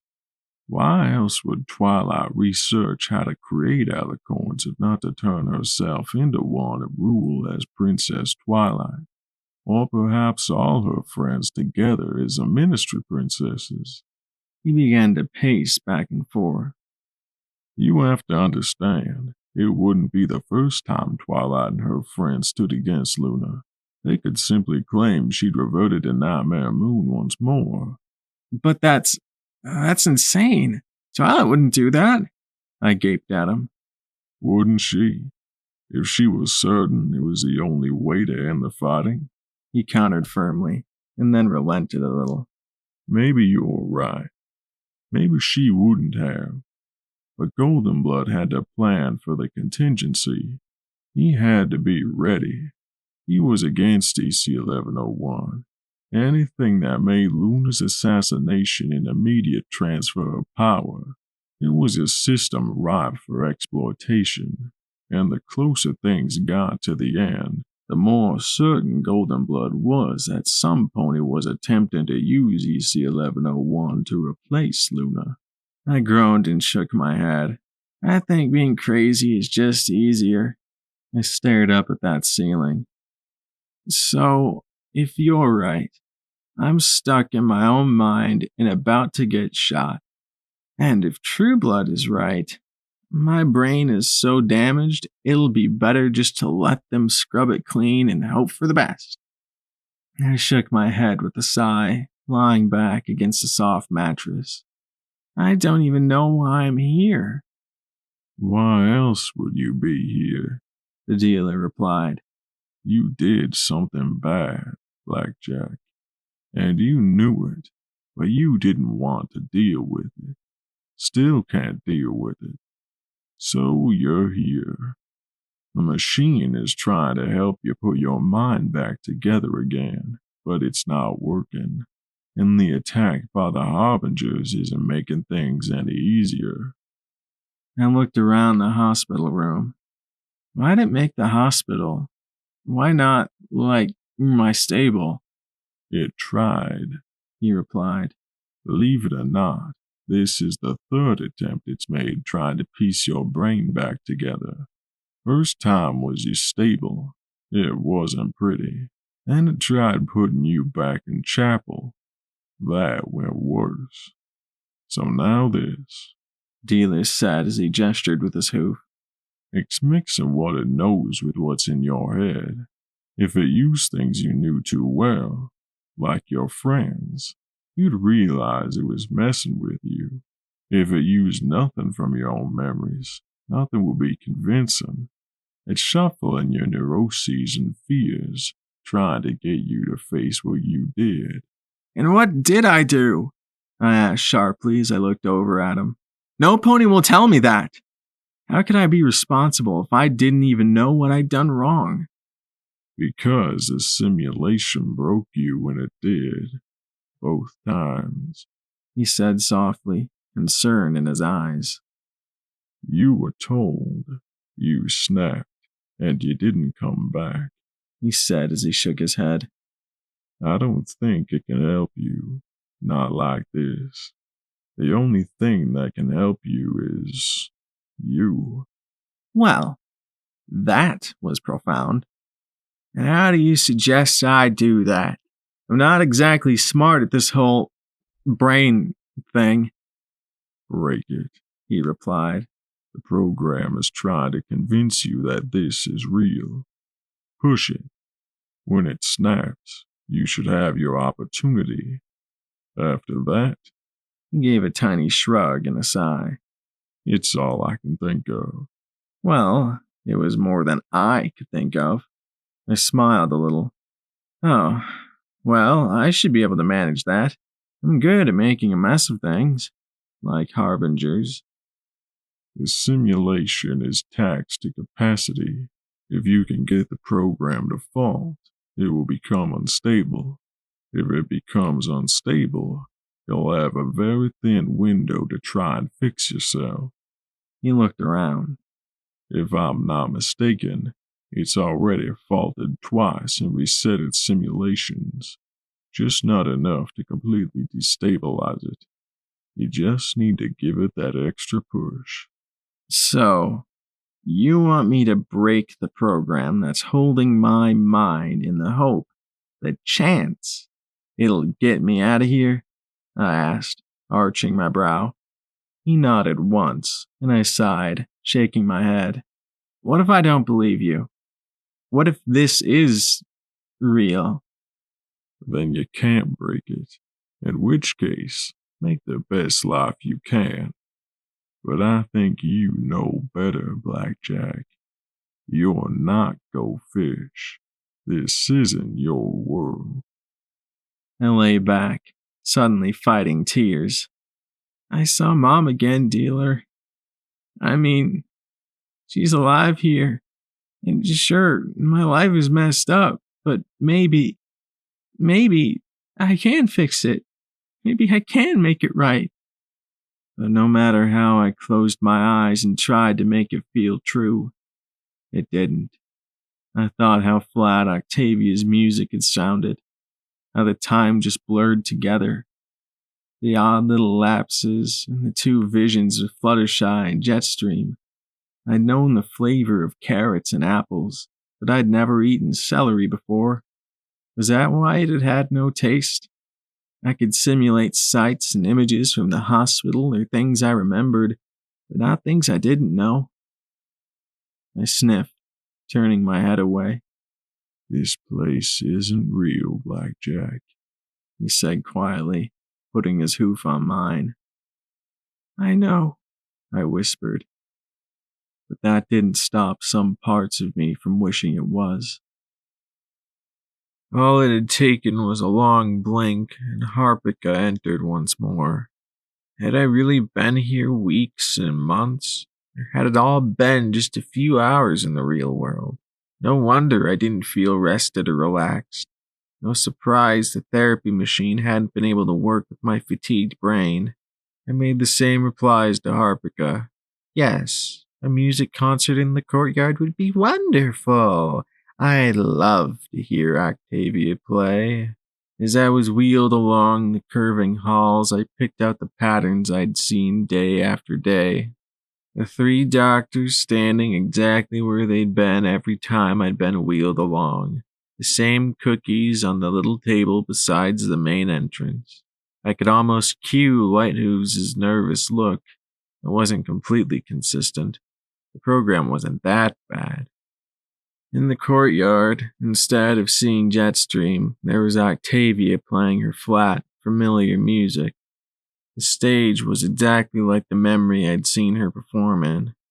Orderlies pushed me past doors marked with the 4 stars. 4 stars. Why was that significant? What had I done? I remembered fighting in the Yellow River camp. I'd nearly killed Dusk. I hoped that she survived, and that Glory would forgive me when she found out. I'd been tired, hurt, alone. I was running on horror and hate and hurt away from more people I damaged by simply being around them. I thought of Xanthi's proclamation that I was cursed. Maybe I was. I'd found a hole on the Yellow hillside to the southeast of the camp. It had been some sort of half-finished construction site. 4 stars transportation. There had been a rail tunnel nearby, but I'd avoided that. Inside the construction site had been a dead end. A heavy door marked with 4 stars. Heavy like stable heavy. No numbers, though. No navigation tag on my pip-buck either to give me a clue. I tried to open it with EC-1101, but it hadn't worked. Then I had been attacked.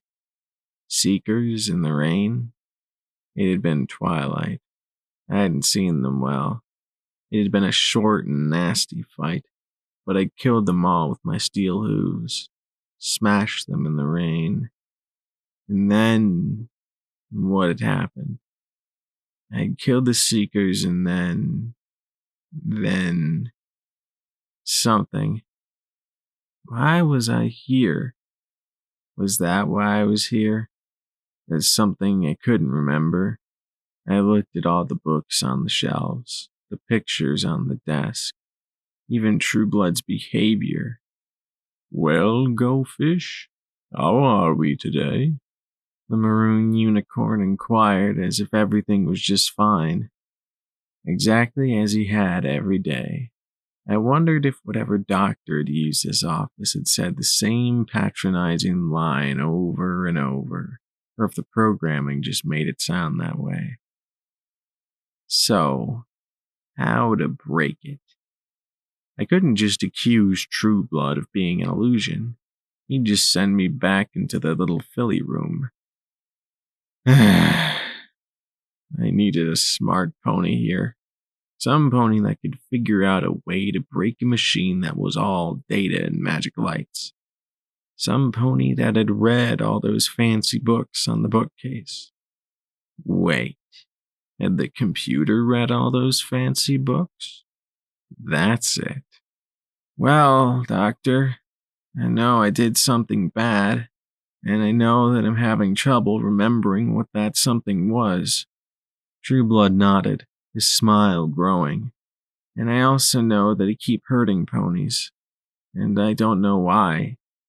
I'm sometimes not even aware I'm doing it. Yes, Blackjack, that's why you are here. So that you can remember what you did and come to terms with it and prevent it from happening again, he said softly. I bowed my head. You can unlock me, Doctor. I'm not going anywhere. Because you're right. I do need help, I said with a small smile. I won't cause a fuss anymore. I promise. He now looked wary at my change in attitude. I sniffed as I leaned back in the chair, feeling the tears run down my cheeks. I want you to help me, because I don't know how to help myself anymore. I'm so frustrated and scared that I'm going to fly apart and hurt someone bad. And I understand now you really do want to help me. Go fish. I never expected this, he murmured, looking almost scared. This is quite a breakthrough. I know you've never trusted us here at Happy Horn. Perhaps we should stop here, ruminate and reflect on what this means. Perhaps you'd like to go to another of Octavia's concerts with your mother? I really would like that. I sniffed and shook my head slowly. Even if it wasn't Octavia, even if it wasn't my mom, I still wanted it. No, Doctor. I only want you to do one thing. Please. It will help a lot, I said as I sat there. Unlock me. I want to see your books. I won't try to escape. I promise. I didn't fight. I didn't jerk against my restraints. I simply waited. The room gave a momentary flicker. Then his horn glowed and he carefully removed my restraints. I rubbed my legs. I remembered how they'd felt as flesh and blood, my body being alive and healthy like it was now. I trotted towards the books. They had all kinds of dry-sounding titles like The Physiology of the Mind and A Brief Reflection on Unicorn Psychology. I bit that one and pulled it off the shelf. Inside were words. Lots and lots of words. What are you looking for, Go Fish? I never took you for a reader. I'd expected... Wait. Of course it would have psychology texts. But if it had pulled parts from my mind as well, I was wondering if you have any copies of Daring Do. I'd read them in Stable 99, sort of. A momentary pause. It wanted to help me. I could imagine it thinking, will copies of Daring Do help her get better? Would it take the chance? Then I spotted it. Daring Do and the Quest for the Sapphire Stone, and 4 other Daring Do books. I remembered textbook assigning them for reading after the copious lectures about how the outside was death and how it was absolutely impossible to try and relive Daring Do's adventures unless the Overmare allowed it. Now I pulled them out and carefully sat. You like Daring Do? He asked guardedly. Not really, I said as I opened the book in my lap and started to turn the pages. The words became fuzzier and fuzzier. And then, 10 pages in, turned blank. Actually, I never got past chapter 1, and the others I hadn't read at all. I opened the next, but the pages inside were completely blank. A bad printing? True Blood said, Maroon Unicorn giving a sickly grin as he backed away. He kept pausing, then moving, pausing, then moving. The flickering along the bookshelves grew. I saw titles changing before my eyes. It's not a bad printing. It's not real, and neither are you, I said as I rose to my hooves. You loved your family. You cherished them. Can you tell me anything about them? Did you take your sons to hoofball? How about their favorite book? Did your wife cook? Who did the dishes? Where'd you go on vacation? I asked as I advanced slowly, step by step. With each question he paused. With each pause, the office shimmered and became more vague and indistinct. We're trying to help you, True Blood begged, becoming plainer with every flicker. Please let us help you. Now images of the real world were bleeding through. The pastel walls evaporated to show the dirty, dingy brown stains. The books lay black and soggy on their shelving. Half of them had tumbled down in a pulpy cascade. Then the new walls appeared, the gray steel of Stable 99, the star-decorated walls of my home and chapel, the hallways of the Fluttershy Medical Center, Vanity's bedroom. Again and again it tried to latch on to the idea of some place it could put me. You can't help me, I said to True Blood. I wish you could. And with that, the simulation shattered and the world went black and silent. Once more I was in darkness, but this wasn't simply an absence of sight. This was an absence of anything at all. Hello? I asked softly. No echo, but I thought I heard something in the darkness. I cast my light spell, and a tiny white star blossomed to life above me. It illuminated the cracked asphalt under my hooves. My eyes took in the words painted there long ago. Mercy. I was on the bridge in the middle of space. I couldn't hear water flowing or feel the slightest stir of air, but I wasn't alone in the vast nothingness.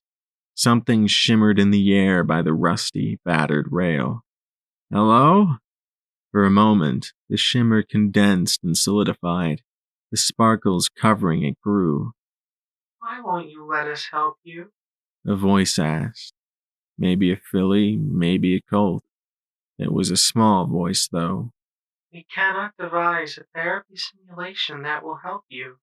Slowly, I looked at it and imagined Scotch tape. The shimmers and sparkles turned green and blue, and then the image of my young friend appeared. She sniffed, rubbing her teary eyes. None of our requests to the Ministry of Peace have been returned, and we've paged every doctor in the directory. None have responded. We lack the necessary context and memories to create an appropriate simulated world for treating your mental illness. I must be the worst patient ever, I said as I sat down beside her. Your Happy Horn's computer thing? She nodded and sniffed. Happy Horn Gardens, a place to treat wartime stress disorder in patients where simple memory manipulation spells are insufficient. She closed her eyes. We haven't had an actual patient in so long. Trespassers, yes, but never a patient. It's been so long since any of the doctors or staff have logged in. We've just been standing by, even as our nodes have been failing one after the next. We're at only 12% of our original capacity. And so I came here needing help, and you plugged me in? Yes, and your data interface provided a much more direct contact than usual. Normally, we can only affect dreams to try to assist therapeutic techniques. With you, we were able to construct a fully integrated experience based on your memories and the recordings here at Happy Horn. Then she sighed, pouting. Except you kept seeing through it and regressing back to your self-destructive impulses. Self-destructive? I asked with a nervous little smile. You seek out situations that will expose you to ever greater harm, such as separating yourself from your friends. You associate with individuals that increase your chance of risk. You are reckless in the extreme because you are seeking your own annihilation. Even your sexual inclinations are oriented towards being excited by pain and punishment. The image of the Pegasus said pointedly. The fact is, Blackjack, you are suicidal and have been for some time. I frowned and pointed my hoof, my flesh and blood hoof, at her. Look, I was like that. I'm not anymore. I have hope and friends and stuff, I said, and then suddenly flushed. And I do not get off on pain and punishment. Goddesses. She made me sound like Misty Hooves, the stable exhibitionist. P21 emerged next to Glory, whole and steady and annoyed. Just because you think suicide is wrong doesn't stop you from wanting it. The underlying trauma and psychological inclinations are still there. You fear sleep because of its connotations with death, because you simultaneously realize suicide is wrong and yet desire it, the kunai said as she drifted down from the darkness above. And you increasingly hate yourself and what you are becoming, Rampage said as she trotted out in all her glittering spikiness. Scotch tape shivered against me. You've been trying to put you in calm, safe, controlled simulations for treatment, but you have violently rejected every single one. She closed her eyes and started to cry.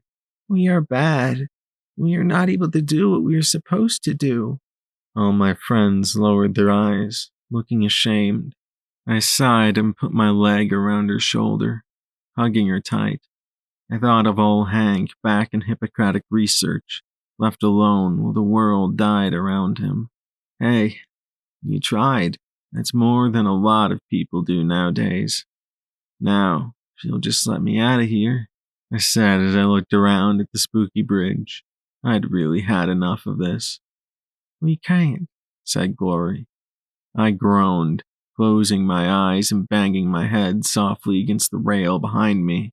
Of course not. That'd be simple. It's not a matter of simplicity, Blackjack, E21 said gravely. Our previous analysis of your personality has proved accurate. At the end of every simulation, you pursued self-destruction. If we release you in this state, you'll kill yourself, the kunai said solemnly. Every simulation and prediction we've run assures it. You will kill yourself or allow another to do it for you. The purple alicorn folded her wings, looking out at the darkness. We exist to help patients, even if it is against their wishes to be helped. We cannot release you like this. Scotch Tape sniffed as she looked up at me, her green eyes shimmering with tears. We have to help you. That's what Happy Horn is for. Helping. I sighed and then stood. I walked to the edge of the section of the bridge I could see. There's ponies trying to kill me in the real world, though. I supposed I was damned either way. Hospital security is attempting to hamper their search however we can, the kunai said. However, it appears inevitable that they will fully occupy the facility and the purple alicorn suddenly stiffened. She threw back her head as if to scream, then exploded in a cloud of purple motes. I stared where she disappeared. What the hell was that? I knew she hadn't been my friend, but still, her node was destroyed, Scotch Tape said softly. You mean you can die? I gaped at the olive filly, who smiled sadly and nodded. Okay, maybe it wasn't technically death, but destroyed was still destroyed. Okay, no more time to waste. If you won't let me go till I'm better, then I'm going to have to get better. I trotted across the patch of bridge towards the other side. Far in the distance, I could make out another tiny pool of illumination. What's that? We don't have a running simulation, Rampage said as she stepped up beside me with a little smirk. There aren't any safety guides, protocols, or predictions, so it's all a bit unknown. Your subconscious is painting these scenes and settings. I'm merely projecting them back upon your consciousness. So this is your party, Blackjack, not ours. You have to be careful, though, Glory added as she flew overhead. If you die here, it'll interrupt our connection and, well, we won't be able to reestablish it. You'll probably be killed by the feedback, and even if you survive that, we'd have no way to release you at all. She landed opposite Rampage. We still have some time. Perhaps we could try again. Create some kind of simulation to help your therapy safely? She asked, her lips straining to maintain a hopeful smile. I looked at her, wondering about her need to protect me. Is this your personality? Or are you acting like this because of me? Glory looked over at P21 and then Rampage. Scotch Tape eyed Glory carefully for a moment. Then all four of them answered simultaneously. Yes. I groaned, covering my face with my hoof. I should have known. We walked in complete silence. The bridge had given way to a crumbling road. The single light above me illuminated a patch for about 20 feet in every direction. According to my friends, time outside my head was moving at a 10,000th of the speed inside my head.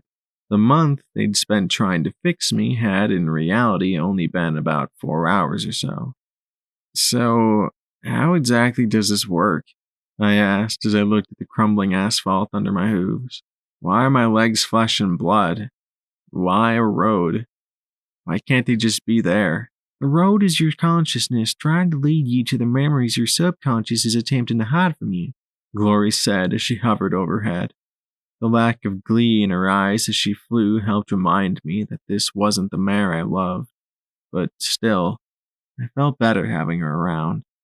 The darkness is one of the many obstacles your own mind will put in your way. It doesn't want you to actively remember. I started to come across bones. Bones scattered here and there, blackened and crumbling.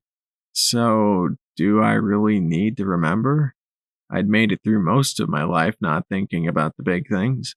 Sure, it had led to some really messed up stuff, but it was still an option.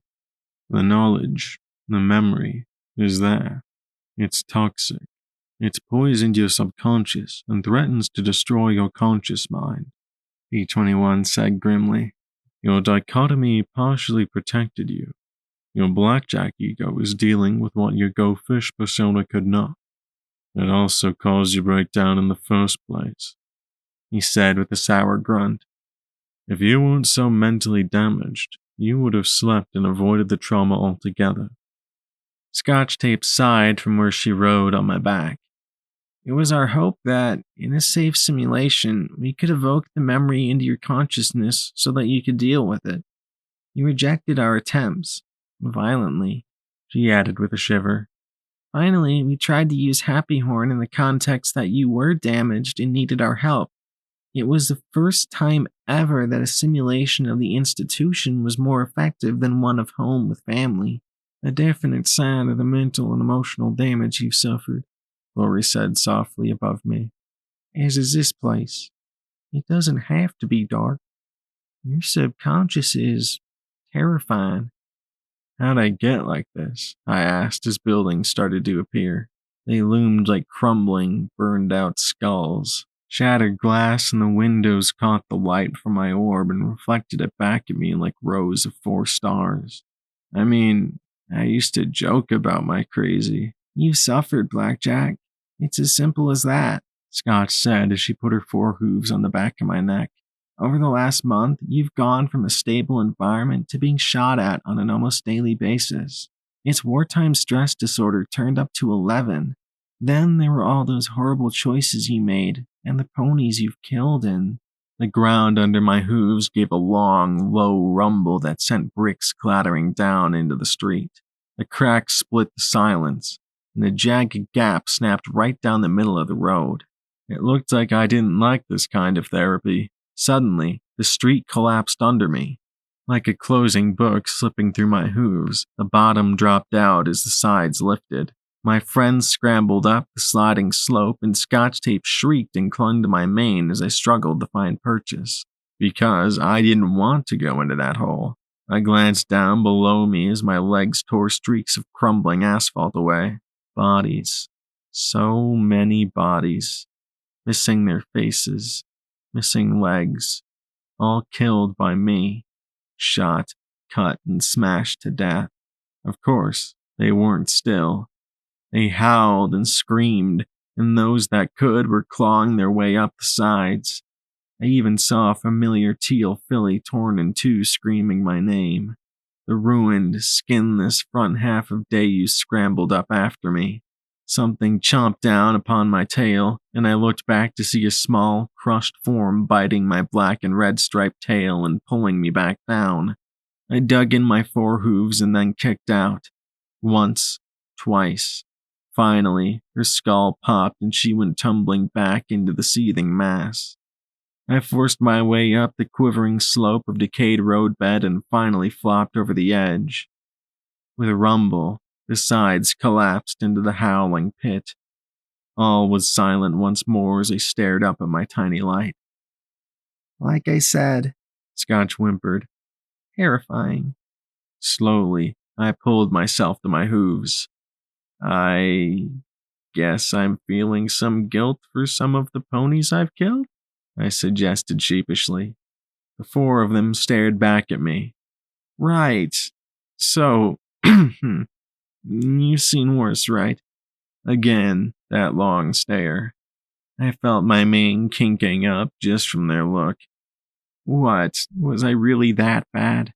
You'd be much better without all the fatigue and sleep deprivation, Rampage said as we continued along between the looming, crumbling brick buildings.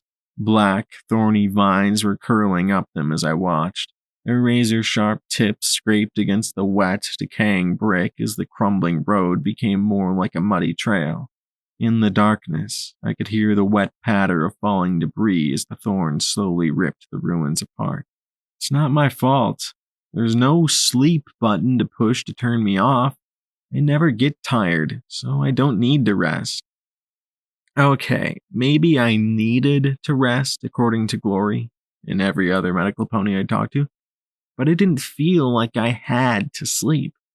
I watched a skull slowly lifted by the glossy black vines, a tendril curling up out of an eye socket. Then, with a pop, it split the bone in two. I really didn't want to think about what that might symbolize. I closed my eyes.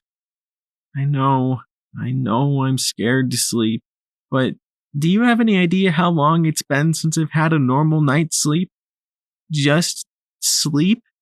No nightmares? No weird dreams of ponies killing everything around them? A long time. But you need sleep. Real sleep. Even this simulation isn't true sleep.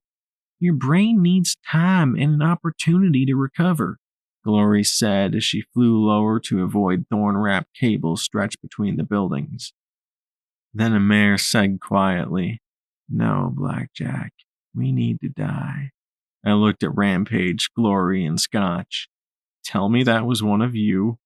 Then Rampage was shot in the head. The bullet of a high-powered rifle tore his skull into bloody chunks of gray, white, and red.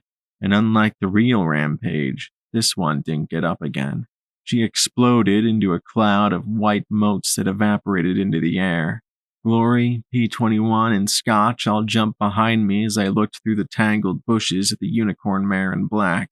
She looked down her massive sniper rifle at me, the light of my spell gleaming off her goggles and the lens of her scope.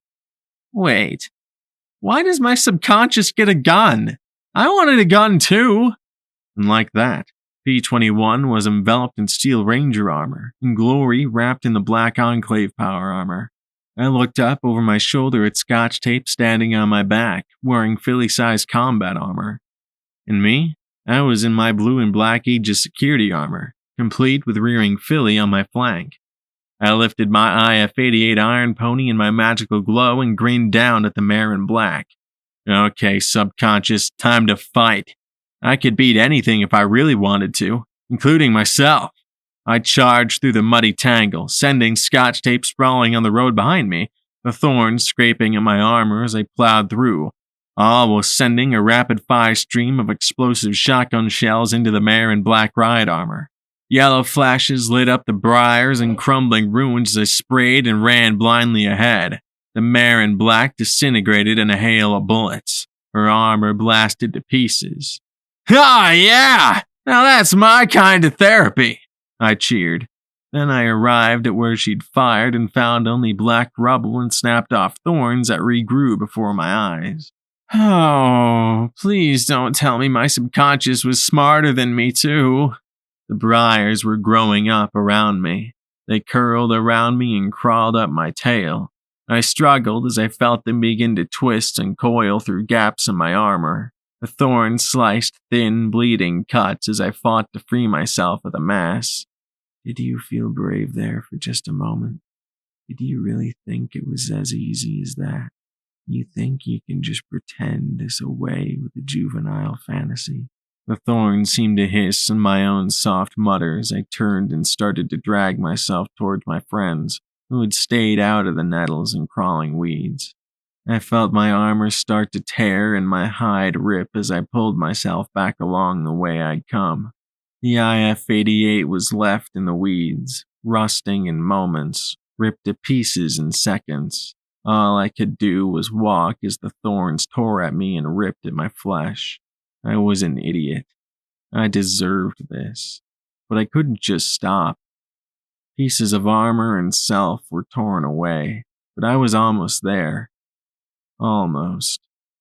A tangle of thorns fell over my head, the spikes ramming into my eyes and tearing them out as I struggled the last few steps.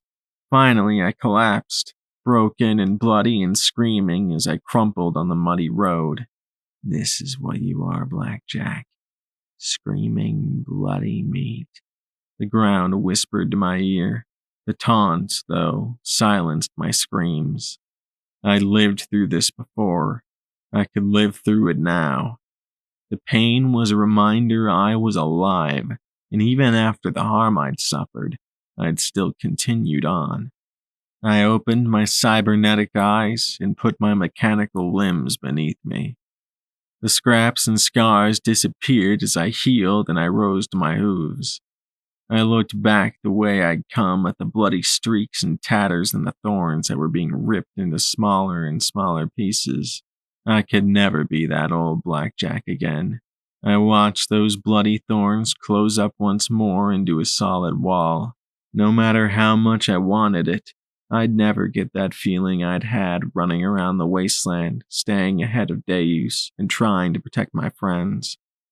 I was older now, and even though it had only been a month, like time in this place, it felt like I'd gone through years. I slowly looked back at the other three. So, let me guess. Stay on the road? Lori nodded. Yes, that would be advisable. Their armor had disappeared with my own change. I hung my head, and what was left of my old combat armor slowly transformed into the green army combat armor I'd scavenged off the Harbingers. I floated out duty and sacrifice and slipped them into the holsters at my side. Then I checked vigilance, and finally the silver sword. It seemed particularly bright and sharp in the illumination of my light spell. Well, I did have some weeds to cut. I walked on along the trail, the sword slashing at the vines as they slithered into my path. At last, the thorny tangle began to be mixed with rusty metal panels and girders. Soon, we weren't walking along a trail so much as walking along a decayed metal hallway. The Stable Tech logo was barely visible through all the rust. Then I spotted a sign. Trust in the Overmare. She is our great protector. Welcome home, Blackjack. The familiar metal walls hemmed me in as we walked onward. So, bring it on, brain. What are you going to do? Throw the smell of chlorine at me? Let me hear the sounds of Deus ripping things apart? Midnight screaming murderer at me? Bring it on! The rust slowly faded away. The lights slowly brightened, and from up ahead I could hear the sounds of music. I scowled a little as I moved forward, down the hall and then up the stairs. The music became clearer. Then there were sounds of laughter. I went up and slowly entered the atrium at a near crawl. I looked at my stable, alive and thriving. A banner hung across the chamber that read, "Elect your next Overmare. Vote midnight." A large poster showed a flexing gray mare with the message beneath her, "Vote Rivets. She knows better than any pony how to keep things running." I spotted Glory talking with Rivets herself, and over in the corner, P21 was talking quietly with Scotch tape. Rampage was showing how she could lug a whole packing crate without help, to the amazement of the others. I gaped, my butt hitting the floor as I watched the stable ponies I'd known my whole life walking, talking, discussing who should be the next Overmare. Then, in another shock, from the stable entry emerged Keeper. The grizzly old buck was greeted warmly by the occupants of the atrium. Stuff to trade, folks. I got berries, fresh berries. The crowd gave out a cheer. This is what could have been. My stable. Alive. My stable. A part of the wasteland. My stable. Making things better. My stable. My home. This is how it could have been if I'd just been able to warn Rivets of the threat. If I'd just been able to convince Midnight that the outside had something to offer. If I'd just done something other than crawling back to my quarters to rest and screw around to Glory. It could have been like this. Instead, I looked up at the round window, at the mare in black standing behind the thick glass, looking down at every pony. At her reaching over to the Overmare's terminal, I screamed and raced for the stairs to the Overmare's office. My stable got in my way, jostling and bumping into me as I tried to push through. I had to stop her. I had to. There had to be a better way. Then I smelled it. the chlorine sting on my eyes, the poison gas burning my lungs. I heard the screaming as my stable panicked, crushing against each other as they struggled to find some safety. I felt some pony under hoof, but it was helpless to pull them up in the crushing mill of bodies. I had to save them. Please, don't make me watch my stable die again. Then I saw Glory hovering there, holding scotch tape in her hooves. I looked at the pony I was trampling, saw the bloody form of P-21. He looked up at me, then pointed to the stable door. I stared at him, and he spoke over the screaming and shoving. You have such a fascinating dichotomy. Then he broke apart into motes of blue. I couldn't save them. Not like this. Not here. Not ever. I had to move on. I had to. 99 was killing me, and I wanted it to. But I couldn't die of regret, of guilt. I struggled and pushed and shoved and fought through the crowd, now for the stable hatch as it slowly closed. None of the screaming, crushing ponies tried to escape, of course. That wasn't the point. I had to get out of here. I couldn't stop. Stopping was death. Stopping was failure. I had to win, no matter how bad it hurt. Glory and Scotch nipped through the door and into the mine shaft beyond. I jumped through, reeking of the horrid gas as a round wheel rolled into place. Murderer echoed on in my ears. I clenched my eyes and curled up on the far side, shaking as I pressed myself against the door. I thought I'd put it behind me. I thought I dealt with it. And I had. Superficially. I'd buried it. I'd blamed myself. Then I'd stopped short of holding myself responsible. Responsible means answering to some pony. Who did I answer to? I drew vigilance, pressed it to my temple as I closed my eyes. How in Equestria could I atone for so much when I couldn't atone for one? I had to be held responsible. I did. Responsibility isn't punishment, Blackjack. I let the shaking gun fall away and looked up at my remaining friends through my tears. I guess I really am that messed up. The barrel gleamed as I cradled the weapon in my hooves, tears beating up on the metal. It was wrong. It was so very wrong. But I wanted it so very, very badly. I don't know how long I sat there with my back to the stable door. I guess time didn't matter in a place like this. Glory and Scotch Tape sat by me, both looking scared to say anything that might push me over the edge. Yet as I sat there, staring up into the little light I'd summoned, I felt something ease inside my chest.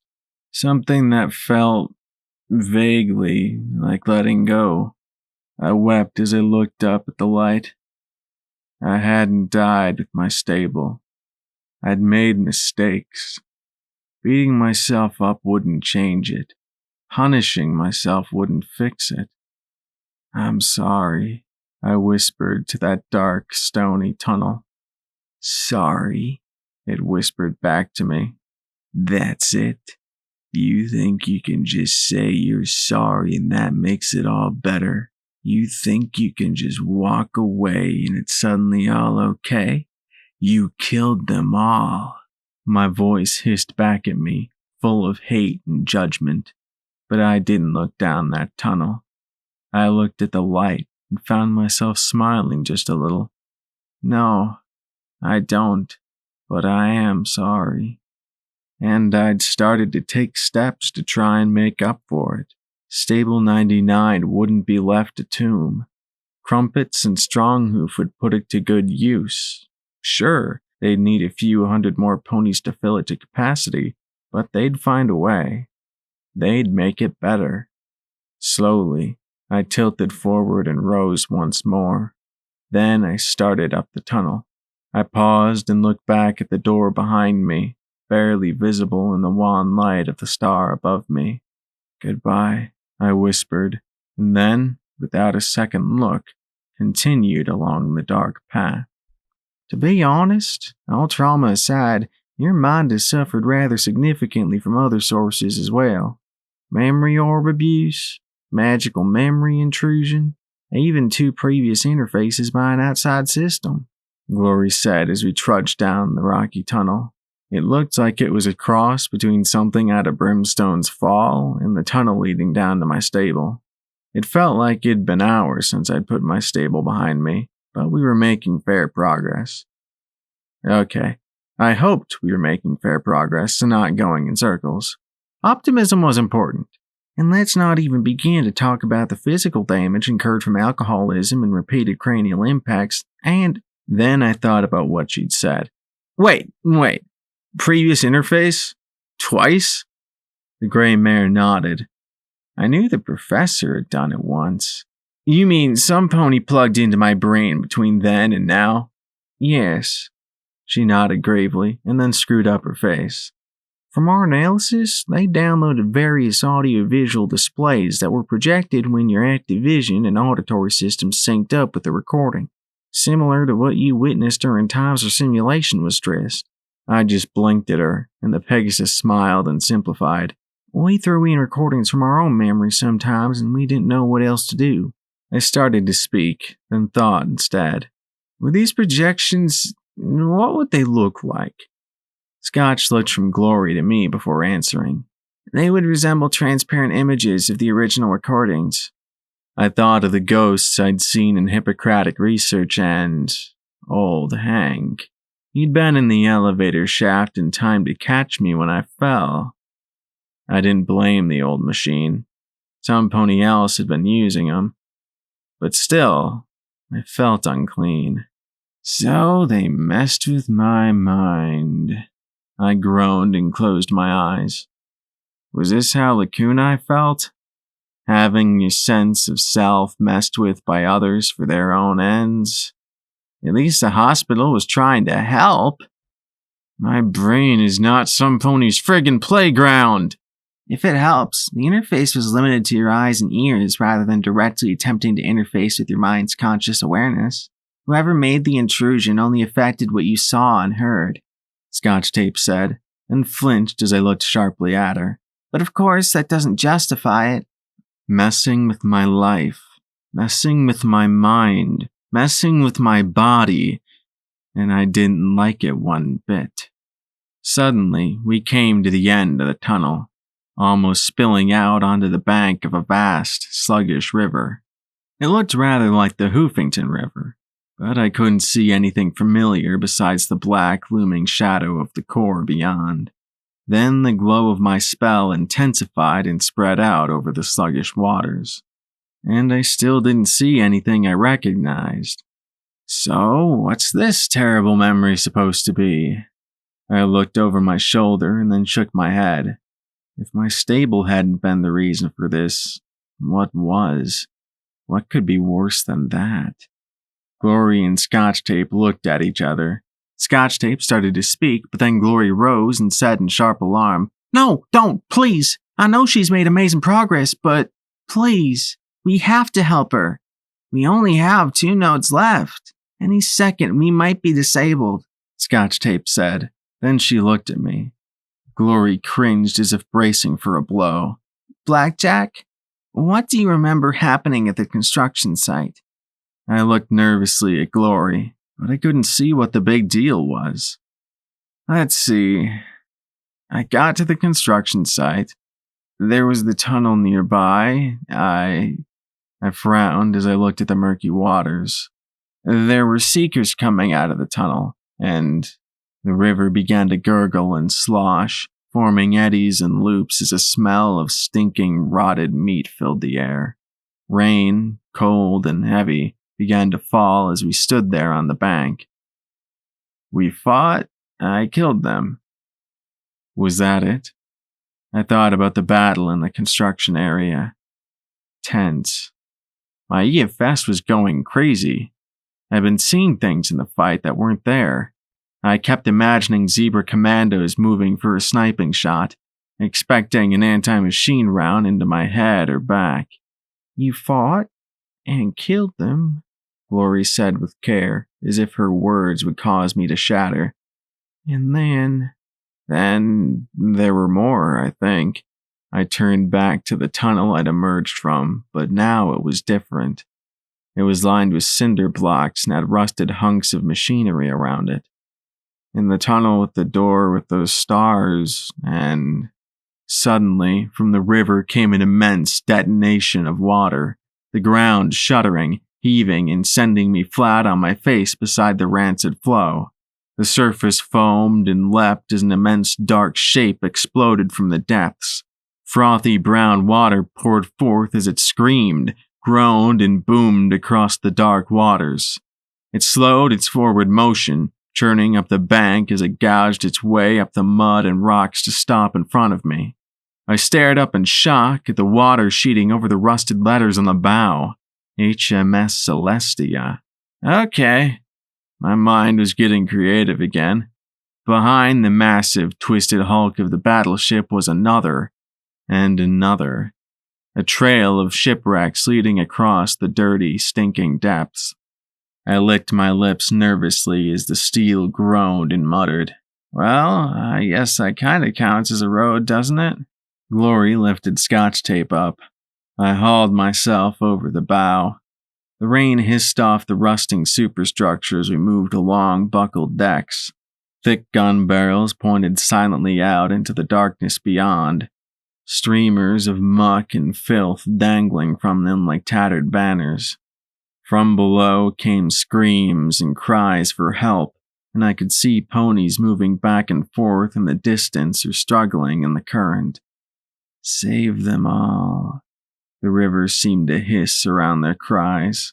Was there something wrong with me in that I really hated my own mind almost as much as I hated the core itself? As I looked along the trail of wrecks, I saw the distant green glow of the city. If there was a source for all this, it had to be there. I looked back at the wet purple and blue manes of my friends, of the computers that had taken the roles of my friends, and gave them an encouraging smile. Hey, don't worry. I haven't snapped yet, have I? They didn't laugh. I suppose I couldn't blame them. From everything I could see, this was definitely post-snappage. We moved forward in single file along the broken ships. Ponies yelled and screamed for help, holding out their hooves to me. But their pleas, as much as they bothered me, were bearable. I'd accepted I couldn't have saved every pony. As much as the pleading was annoying, I could deal with it. I could, couldn't I? It seemed as if my mind were figuring that out too. The cries faded as we went along, leaving only the hiss of water on rusted metal. We moved from the Celestia, past the gaping hole I'd blasted in the ship, and on to the HMS Luna. I really couldn't tell the difference between the two. Then we reached another boat, nowhere near the size of the two immense battleships.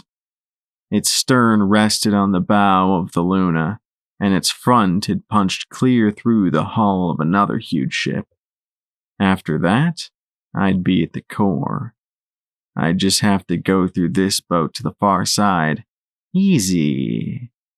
Except that this boat was the Seahorse. No way! No friggin' way! I said as I backed away. I'm not going in there! I'll be raped, or you'll be raped, or fuck! I shouted, feeling my rear end burning just from the memory. We'll find another way. You can fly us up. Even when I weighed too much to carry. I'll fucking swim! Same problem. I tried to assert my will, to make this crazy place do something I wanted for a change. Nothing. The river churned even more, the boats and ships beginning to roll back and forth. If they sank. Oh, I hated myself. Lori and Scotch Tape looked at me sadly. Do I have to? Please, I don't want to go in there. I don't want to be in that place again. Being crazy was preferable to being in there. You were a victim. You're still a victim. You're going to be one again, or someone you love will. You set your rapists free, you created more victims, just as guilty as they are. I'm sorry, Blackjack, Scotch Tape said as she came up and hugged my foreleg. Glory trotted up on my other side and leaned against me as well. This is what a suicidal mind is like. It wants you to balk and hesitate so it can tear you down. You're your own worst enemy here. There must be another way, I said, feeling my nethers burn in memory. It was going to happen again. It was, as certain as I was of anything. Then Glory smiled and kissed my cheek. We exist to help you however we can, Blackjack. I'm glad you gave me one more chance to help. And then she pulled away. There was a momentary flicker, and suddenly I was staring at myself, a flesh and blood self. I looked down at myself and saw Glory's gray hide. Funny, despite my appearance, I still felt like myself. Hurry, I won't fool you for long, she said as she trotted up onto the stern of the seahorse. No! Sweet Celestia, no! I screamed after her, and yet I drew short. Some internal impediment kept me from moving past the rear deck of the boat. Then I heard the cries, the sound of hammering, the sound of flesh and flesh. I clenched my eyes shut and shook, wasting the precious time. Isn't this what you did for Scotch? The green filly said softly, nudging my shoulder. It was. And damn me if I was going to waste what she'd given me. I had no idea how Pegasi flew. I'd have to walk through. I could do that. I simply put Scotch Tape up on my back, took several deep breaths, and slipped into the hold of the seahorse. I covered the filly's eyes with my Glory's wings. Silly, but at least I could do a gesture of decency. I walked past the males, trying not to hear my cries or smell the sweet, sticky reek. I knew I couldn't look. The sights and smells might fade in time, but I knew I wouldn't be able to help myself if I looked. And my subconscious knew it too, damn me. The wet slap of flank on flank, the heavy huff that accompanied every thrust, the seminal reek competing with the smell of wet and rot. I could feel the burning in my lungs, sense the intrusion of the members forcing themselves intangibly into my body. She may have taken my place, but even tangentially, I could barely crawl forward. I would not waste this gift she'd given me. That was all that kept me from curling up then and there on the deck. Keeping my eyes shut, I left myself to be violated and hated myself for it. Do you feel? I whispered softly as I reached the shattered bow of the seahorse and clambered through. Please don't, I prayed. I hoped it was all just data to the machine that took my place, not real. We have data banks of memories of sexual traumas. We know how it feels for you, the filly replied solemnly. I shivered, moving through the wreckage to the far side as quickly as I could. I had no idea if I was hearing my copy or remembering myself. I guess it really didn't matter.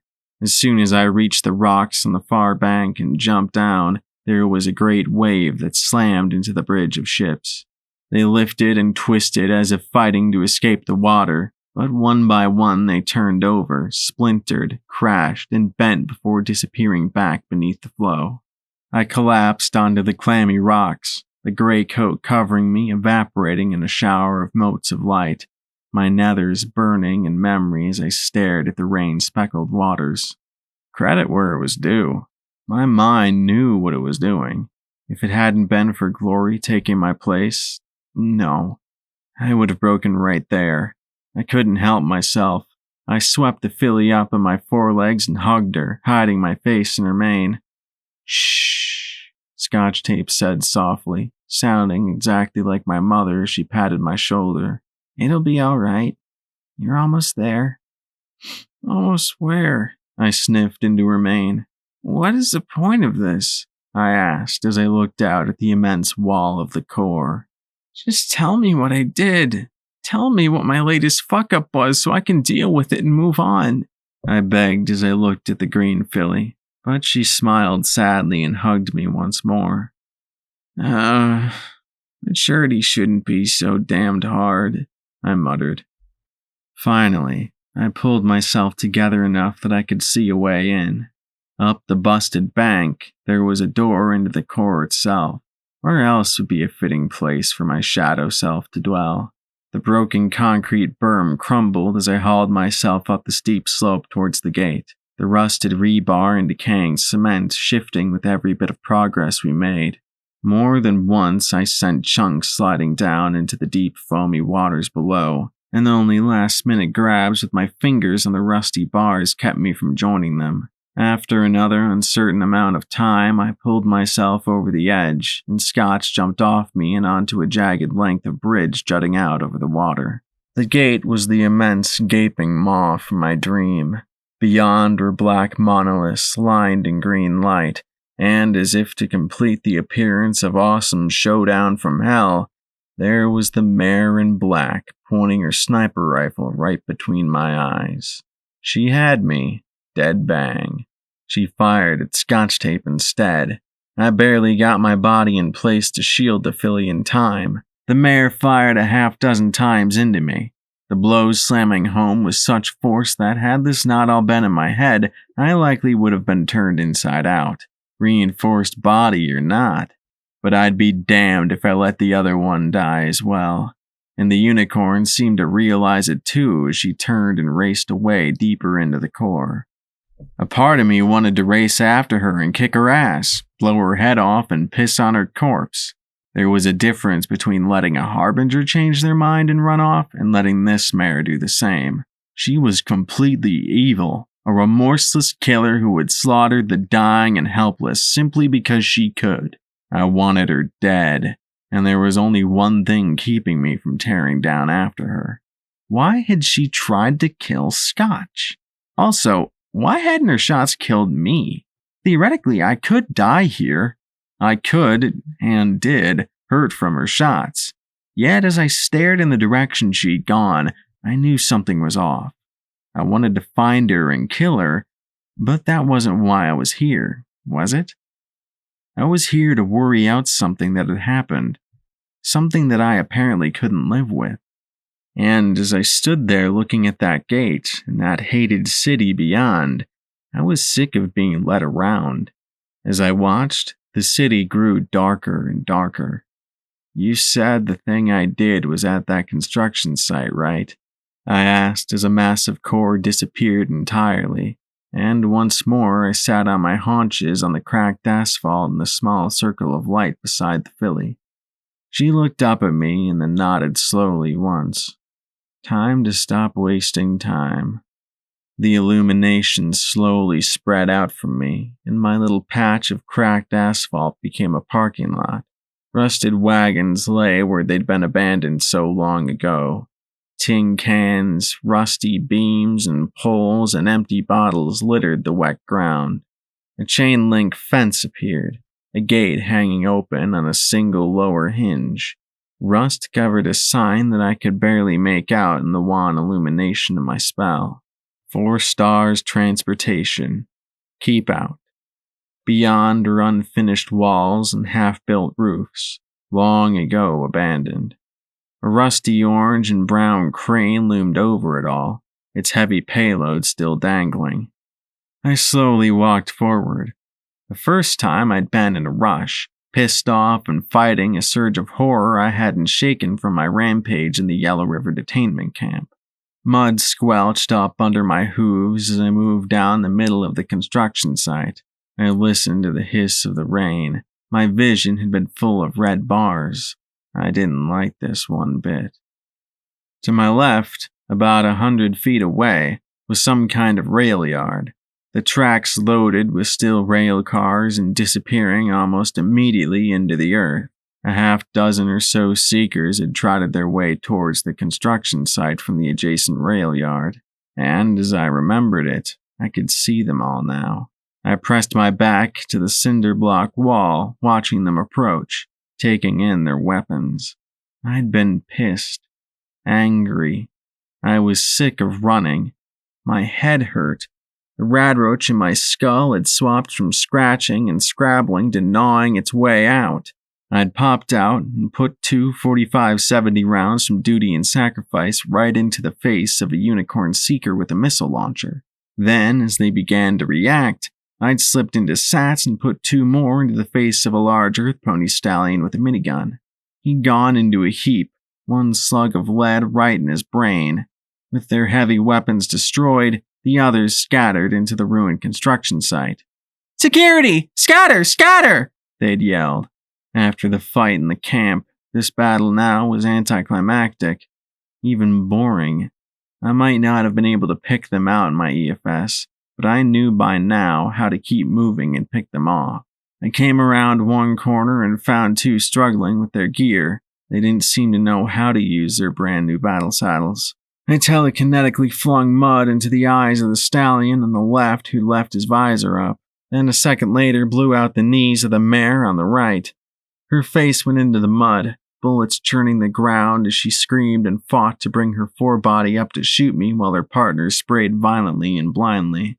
I took 3 steps to the right out of his field of fire, pressed vigilance to the ear hole of his helmet, and blew his brains out the other side.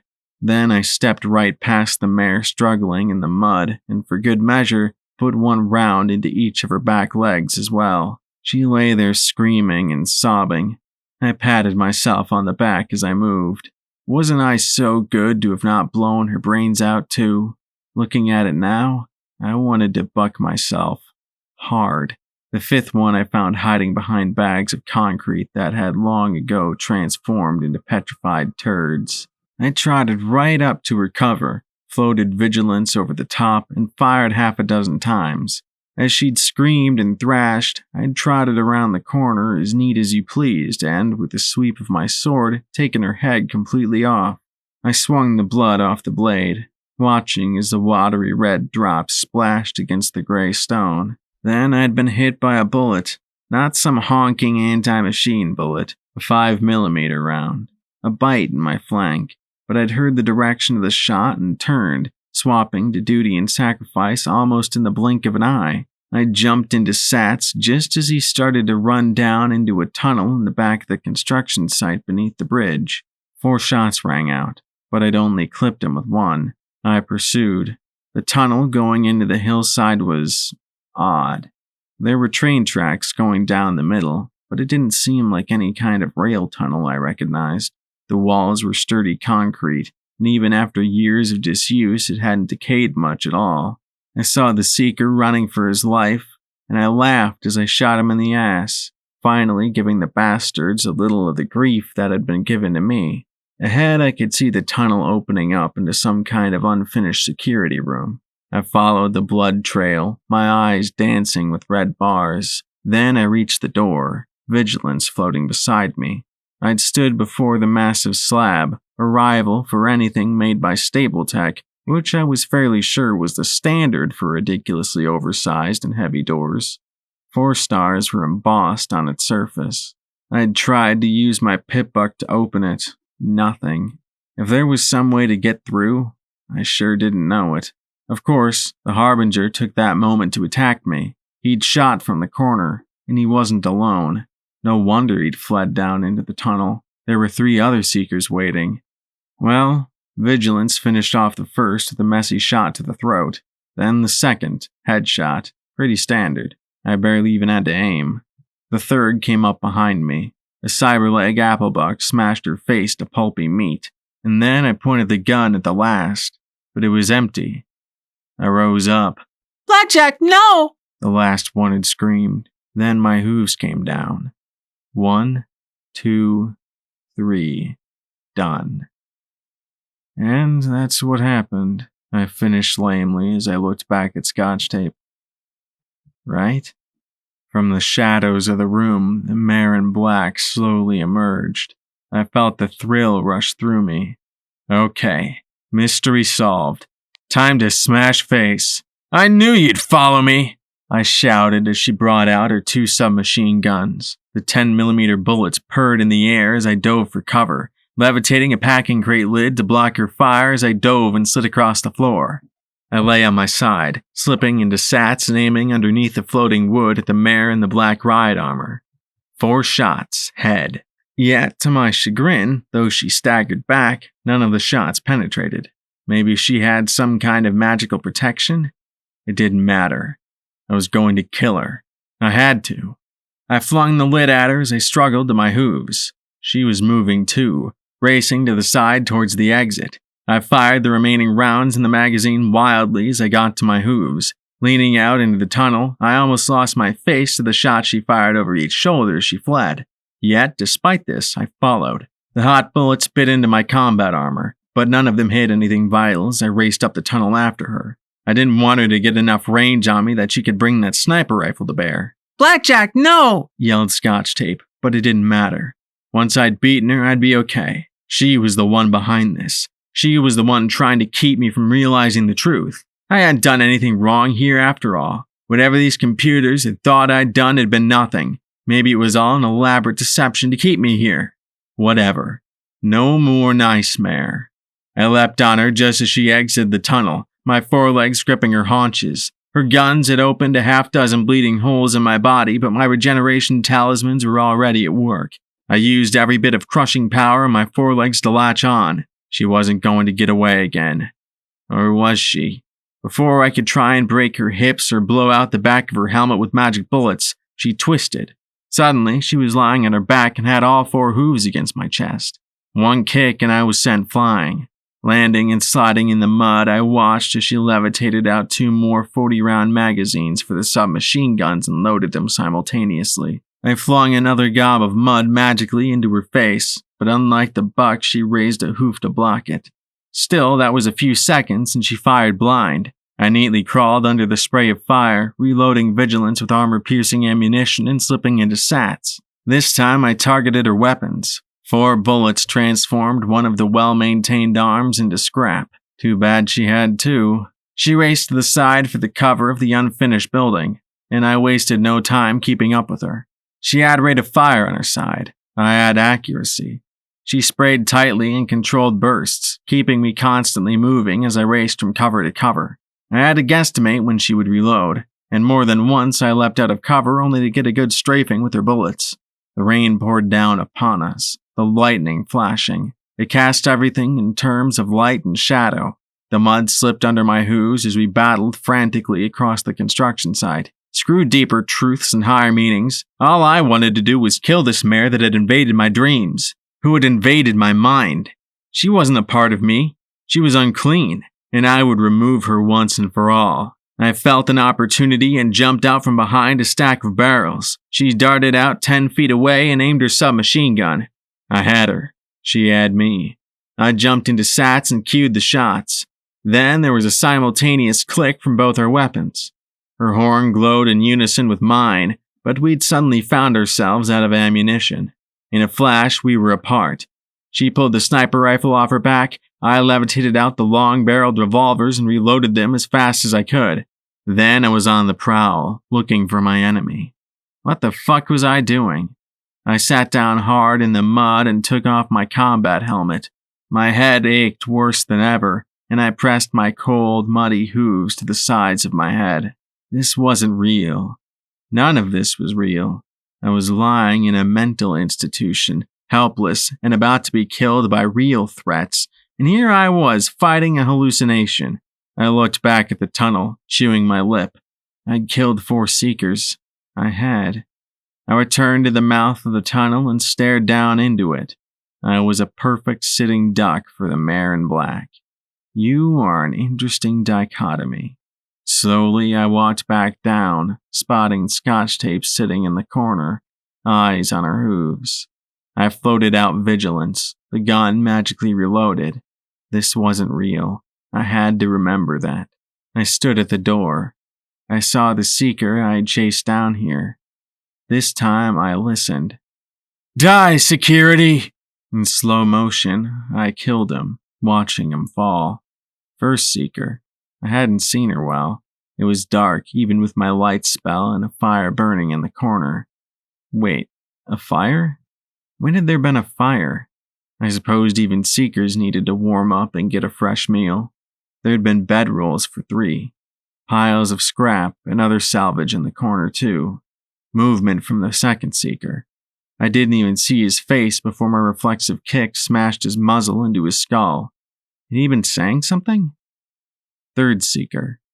Coming out, rushing to attack me. No. Rushing out to the fallen mare.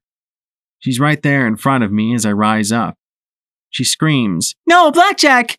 I smash my hooves down again, and again, and again. She'd been a seeker. She had. The mare in black erupted out of the shadows, a wicked knife plunging from my chest. Reflexively, I drew my own sword and blocked her slash. We reared up as one, locking our hooves together, my fingers tightening on her elbows as her fingers locked on mine. Our horns glowed as we slashed and parried and stabbed and blocked while spinning and swinging around wildly. The sword bit into her, drawing blood. The knife stabbed into me. I blasted her face with my magic bullets, and she turned around and used the same spell against me. Blood poured down my front as I moved my fingers from her elbows to her face mask. With my fingers locked in her mask, I put my rear hooves on her chest. The weight heaved her above me as I pulled, and finally the helmet came off. She went flying back into a stack of pallets as I rose, lifting the sword. I charged the distance, ready to finish it. I reared up, put my forelegs on her shoulders, and lifted the sword to plunge it into her chest. Into my chest. I looked down into a mirror. Cybernetic eyes glared up at me as her lips spread wide. Go on, do it. This is what you want. This is what you fucking excel at. She spat at me as I hesitated. No, this isn't right. You aren't me. I muttered weakly as the sword fell beside me. I backed slowly away. This was a trick. It had to be. The tunnel gave an ominous rumble as I backed off and she advanced. Will you wake up and face reality? She asked, rolling her eyes. You're a butcher. You're a fucking beast. A mechanical monster of mutilation and mayhem. Rampage doesn't have shit on us, she said with a laugh as her horn lifted the sword and rested it on her shoulder. All I am is brave enough to admit it, because I am sick of this security bullshit. It's gotten us nothing, absolutely nothing, but shot, stabbed, and really pissed off. I am not a monster, I said slowly as I backed away. She trotted forward step by step, tapping my sword against her neck. Bright lights glowed in the depths of her eyes as she wore the casual grin I'd lost so long ago. I save ponies. Oh, will you give it up? She said, sitting and waving her hooves in the air. You don't save jack shit. You couldn't save your home. You couldn't save your friends. You couldn't save water in a friggin' rainstorm. You fuck up every pony you come across. P21, Glory, Rampage, Dusty Trails, Caprice, Bottle Cap, Priest. The list goes on and fucking on. Can you name one pony in all the wasteland that you've met and not complicated their lives all the hell? You just bump into a Celestia damn zebra and ruin her life forever. It's not my fault, I protested. All that happened because... I know. EC 1101, she sneered, before she opened the port on her leg to show her own pip buck. You want to know what we should have done with this? We should have left it in 10 pony. Left it with some pony who had a clue. Maybe signed on with them as a guard. But no, you had to be a fucking hero. You had to come back. You just couldn't accept that this fucking death magnet is more than you can handle. She snorted as she grinned at me. Actually, you should have just given it up to Degas. You saw he'd fucked the overmare. Make sure he took her with him, and thank you very much. I finally reached a wall and clenched my eyes shut. Why? Why are you saying this? You know I couldn't have done that. No, of course not. You had to have your whole little adventure, didn't you? Your little secrets and mysteries. You bitch and moan, but I notice you haven't given up, no matter how much you complain or suffer for it. She whirled and pointed a hoof at me, her voice firm and sure. And you seem to think that putting yourself through pain and misery somehow makes up for your fuck-ups. Well, it doesn't, Blackjack. The only way you are going to survive is if you are me. Stop giving a fuck. Stop pretending to care and stop trying to be better. You're not better. Not a better person. You're scum. You're a killer. Big Daddy had you pegged perfectly from the start. And if you don't become like me, then you're a corpse. I stared at her for the longest time, tears running down my cheeks. She was a monster. The female Deus. Hard, cruel, and indifferent. She'd thrive in the wasteland. No shame, no remorse, no regret. She was fucking perfect. I couldn't imagine why she hadn't just killed me from the outset. Then I looked at the last harbinger I'd killed and closed my eyes again. Not trying to kill me. I looked back at my other self evenly. You're trying to protect me, aren't you? The sneer slowly melted away. I closed my eyes. I did something in here. Something bad. Something really bad. And you're trying to keep me from figuring it out. Because you know there's only 3 choices when you screw up that much. You try and do better. You harden so you don't care. Or you die. I took a slow, deep breath. I need to know the truth. And if it kills me, or breaks me, or hardens me, then that's what happens. Please, the other me begged softly. I saw the tears in her eyes. It's bad. It's really bad. I smiled. It always is. And then I slowly rose. The mare in black backed away as I walked to stand before the fallen seekers.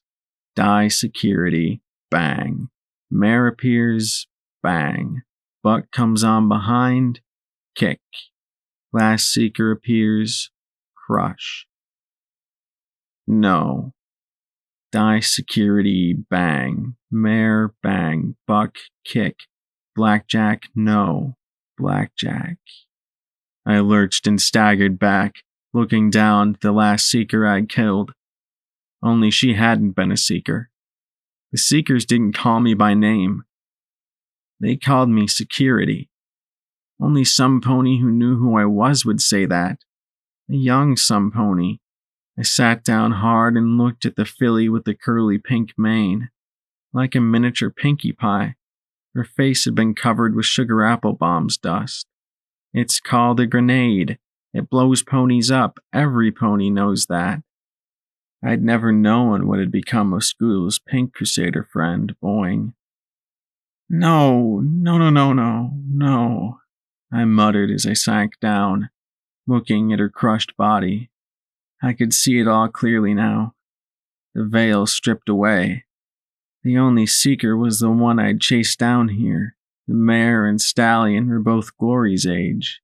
They looked like scavengers. They'd been in front of me, and I'd killed them. Had they actually been hostile? I would have if 2 strangers started shooting where I'd holed up, and I'd killed them just like that. The mare in black was gone, but she was right. I wished I hadn't known. I put my head between my hooves and hugged it. I killed her. I actually killed her, I murmured softly. Yes, you did, Scotch Tape said softly as she trotted to my side. How? I couldn't. I started to shake. Sweet Celestia, how? It happens. You'd just been attacked. You're mentally exhausted. Please don't break again, Scotch Tape pleaded as she held me tight. I've tried to help you remember it so you can face it. How the hell am I supposed to face it? I demanded and begged all at once, looking at her in anguish. How do I ever go back to chapel? How can I look at Charity or any of the other Crusaders in the eyes again? I was a reaper, killer, monster. I'd always been afraid that when Glory brought me back, I'd been wrong, unnatural and dangerous. Now I knew it for a certainty. I wasn't part of the solution. I was part of the problem. Scotch tape held me in her little hooves, and despite everything, I curled against her. I can only tell you what your friend told you long ago. You do everything you can to make up for it, knowing that you'll never succeed in getting rid of the guilt. You devote yourself to spending every second trying to do better despite the fact it will never be enough. And you pray with every single good act you do that somehow, when your life is over, that you came close to making up for the wrong you committed. I don't know how anymore, I whispered. She sighed and gave my foreleg a little squeeze. Well then, here's my first suggestion. Admit you have a problem. Tell your friends everything. It's not enough to say you won't kill yourself. Promising that is easy. Admitting the depression and the fear is the real challenge. Secondly, stay by your friends. No matter how hard it may be, let them help you. You have a real self-destructive streak in you, Blackjack. You need help to deal with it. And lastly, get some sleep. You need it, and you know it. She smiled at me. Blackjack, I know that you're a good person at your core. We went through your memories. I know you doubt yourself. I know you hate yourself. But you can be a great person if you give yourself a chance. I killed a filly. Great people don't do that, I muttered. I don't know if I can live with this, Happy Horn. The chamber was fading away. We were returning to that bleak darkness lit only by my magic spell. Well, we'll find out very quickly. The darkness became my bedroom in the asylum, decayed now to match the rest of the wasteland. I saw myself lying in a filthy bed with a strange gold wire mesh covering my head. Beside me were 2 scrapped protectoponies and 3 seekers standing by the bed. Some kind of machine blinked next to them. I had been strapped in. A unicorn cautiously pressed a riot shotgun against my temple as she rose over me. I had a second, maybe 2, and all my problems would become moot. I deserved to die. It was appropriate punishment. Punishment is not responsibility. If any pony was going to punish me, it would be a little yellow filly in a post office. I was going to owe her every bottle cap I made for the rest of my life if she didn't kill me first. But for that, I needed to live long enough to tell her I could do that. Okay, I said, studying the room. I'm ready. As ready as I would ever be. I had no idea what I would say to the real Scotch tape. Glory, charity. But I had 3 choices. And for me, there was really only one. I just wished I was certain which one it was. The olive filly nodded, then frowned. Then she scowled. And finally, her face turned blank with shock. What is it? I asked softly. I can't seem to deactivate while the simulation is running, she said as she raced over to the machine next to the bed. The protectoponies would have to push the button to deactivate the simulation. And they were both scrap metal. You mean I went through everything and I can't wake up? I said in disbelief. No, and there aren't any protectoponies who can get to my node to disconnect me from you. Not in the 3 seconds we have, assuming they could get there at all. The olive earth pony stared off into space for a long moment. There's only one way. You have to disrupt my node yourself. I stared at her with a cold frisson going along my mane. That sounds insanely similar to you have to kill me, so I know that's not what you mean. She closed her eyes. I jumped to my hooves, my weapons vanishing. No! Fuck no! What is the fucking deal? I finally accept what I did and you're going to... This is crazy. This is some kind of crazy, fucked up golden blood fucking with my mind simulation. Isn't it? I'm sorry, Blackjack. She bowed her head. No, don't be sorry, because I'm not going to do it. N-O, fucking no. I sat down, sweeping my legs wide before I turned away from her and crossed my forelimbs in front of me. Blackjack, she said softly. She trotted in front of me. I was founded 204 years ago to help mentally hurt and emotionally injured ponies. I have had 268 patients. Do you know how many I counted as successes? She asked as she put her hooves on my shoulders. I shook my head, not trusting myself to speak. One pony who I think might have a chance at a life and happiness. You. Every pony else died with the world, perished at their own hooves, or simply faded away, broken and alone. You're the first and the last patient that Happy Horn Gardens will ever treat. But if you stay here, then in 3 seconds, that won't matter. You're trying to guilt trip me into killing you to save myself, I said. I'm trying to give you a chance like you give so many others, the olive filly said. I don't deserve it, I whispered. I disagree, she countered. Little hooves held mine. I've seen the measure of your mind and heart. Please, give yourself one too. I tried to summon up a gun. Sword, knife, a magic bullet. I can't. I stared at her in shock. I can't make a weapon. No, I think we're both exhausted. The attackers have destroyed so much of the facility that I no longer have the hardware I'd need to support a change in my projected form. I hope to take the shape of Sanguine. Some pony you could kill easily, but I'm stuck like this, she said. She bit her lip, then closed her eyes. You know what you have to do. What do I stammered, and then backed away. No! Hell no! What? With my... I thumped the sides of my head. This was a nightmare. A complete nightmare. I had to wake up. Please. But it wasn't. And I didn't. Please, do it, she said in a whisper.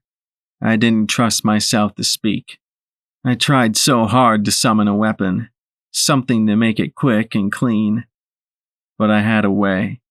And I knew it would work, because I'd used it before. I stood before, looking down at her. Goodbye, Happy Horn. Goodbye, Blackjack, she said, and before I could hesitate a moment longer, I reared up. 1, 2, 3. The machine beside my bed sparked, the glowing gems on the front panel blasting a curtain of multicolored sparks over me and the unicorn about to execute me. I had neither the time nor the desire to think about what I'd just done. For once, I was immensely thankful that I had 3 ponies on the verge of killing me. It allowed me to focus very efficiently indeed. The explosion of the equipment made the unicorn mare beside my bed back away. The barrel of the gun lifted from my temple as my eyes popped open. Fortunately, I was very used to this model of shotgun. My magic cleanly flicked on the safety even as her eyes widened in horror and she pulled the trigger. One of the other 2, an earth pony, held a 10mm automatic in his mouth. All I had to do was jerk his weapon 2 inches to the side and his tongue fired the bullet meant for me into the underside of her chin. Her horn winked out as she started yelling incoherently in pain, staggering back. My magic surrounded the shotgun and flicked the safety back off, then swung it around towards the 2 earth ponies standing at the foot of my bed. The one with the automatic clenched his jaw too late to correct his aim. The shotgun was loaded with anti-personnel flechettes. The tiny needles transformed his face into blood and muscle. He got off a round as his head dipped. It bit deep in my belly, not enough to kill, but enough to hurt. Good. I needed that hurt. My second shot finished him. The other earth pony was bringing the shiny new assault carbines on his battle saddle to bear, but there was one problem. The hospital bed I was on was higher than the rifles mounted at his sides. His bullets clattered and popped off the bed frame and thumped into the mattress I lay upon. I slipped into Sats, and 2 perfect shots utterly decapitated him. I remembered that pit. All the faceless, headless ponies. I magically undid the restraints holding me to the bed and rolled off. I'd seen Harpika do it so many times that it only took me a few seconds. I looked at the tiny faded Pegasi on the ceiling and the pastel fillies gambling on the walls, and then I looked down at the rusty red discoloration on my hooves. There was a tiny strand of curly pink mane stuck to one. I looked at the brown unicorn mare who stared up at me as she crawled and kicked her way back into the corner. The bullet had probably shattered her jaw. I moved right up to her as she started breathing faster and faster, absolutely certain that I was about to kill her. Instead, I did something worse. Something infinitely worse. I grabbed her, held her tight, and bawled like a baby for 5 minutes, bleeding all over her as my body slowly knitted. I'm not exactly sure what I babbled between racking sobs, but I'm fairly sure that if there was any doubt as to my sanity, it was immediately lost. I wept and shuddered and clung to her tightly, and she looked so stunned that she didn't even move. Finally, I pulled myself together. Sorry, I said as I wiped my nose. She just blinked as I looked around and saw my saddlebag stashed in the far corner. I carefully collected the dropped automatic. It was a sign of how shocked the wounded mare had been that she hadn't taken it and shot me in the back. Look, I know we both wanted this to go another way, right? I stood and backed away, putting on my armor and stripping off what I could from the bodies. You didn't want to get shot, and they wanted me dead. So, why don't we make a deal? You don't tell any pony I cried all over you, and I won't, tell any pony you got shot. Deal? Her bulging brown eyes rolled back in her sockets as she promptly passed out. Well, with any luck, I hadn't just cursed her with my hug of doom. I made sure she at least had one healing potion on her for when she awoke. Then I heard a click from the doorway. Sweet Celestia. How many others was I going to have to kill today? I dared to glance over my shoulder at a blue earth pony buck with 2 assault rifles on his battle saddle. He'd definitely gotten the drop on me. If I turned around, I could get him with sats and magic bullets. Maybe. But something was different as he stared at me. Something familiar and yet utterly out of place. His eyes widened as he looked at my... Was he checking out my butt? My cyberlegs? He wasn't grinning, though. If anything, he appeared horrified. I'd never seen him before, but he seemed to know me beyond being the mare he was supposed to kill. Nails! Hey! Did they find a capper? Some pony yelled from the next door. He just stared at me for the longest time, then backed slowly out into the hall. He tried to speak, but his voice cracked. Then he swallowed. No! I just saw her go out the north entrance! Fuck, are you sure? We'll never find her if she gets into the mire. Shit! The other stallion swore, starting to whistle. I heard the sound of hooves a floor above me and out in the courtyard. He just looked at me and then trotted to the unconscious unicorn. Slowly, he heaved her onto his back. Why help me? I asked, but he didn't answer. On his way out, he paused in the doorway. He glanced over his shoulder at me. Sorry. And with that, he was leaving as well. There were shouts and calls of north from outside, and I even heard the faint rumble of the tank. After a few minutes, I stepped out into the halls. Protect-a-ponies lay in heaps. Sentries smoldered, and the brown, waterlogged walls were pocked with bullet holes and broken from explosions. Slowly, I walked back to the smoking machine beside my bed. I took the piece of pink mane still stuck to my hoof and tied it in a bow on the top of the box. Then I leaned in and kissed the metal casing softly. So, you did it again, the dealer rasped quietly. I looked at him standing beside the door. Slowly, I reached out a hoof and dragged it along the faded and water-stained folds painted on the walls. You're gonna have to be a little more specific. I do a lot of things. I kept my voice low, not able to raise it just now. It was like a horrible dream. I wished all of it had simply been a dream. Kill fillies, face horrors, feel guilty, fight pointless battles for no reason. I do it all. You overlook one thing, Blackjack, he said with a tired, sad smile. You endure. I looked at him. the ghost in my pip buck. Maybe I did. Maybe I was like coal, and the hoof was simply increasing the pressure more and more till I combusted, or... Didn't coal magically become something else? Rubies? Rubies came from coal, right? I need a place to sleep. Any ideas? I asked wearily, knowing that it wouldn't be a pleasant rest, but it would be rest. Head southeast of here. On the south side of Black Pony Mountain, there's a house. It should be safe to catch some sleep there, he rasped as he tugged his hat down over his eyes.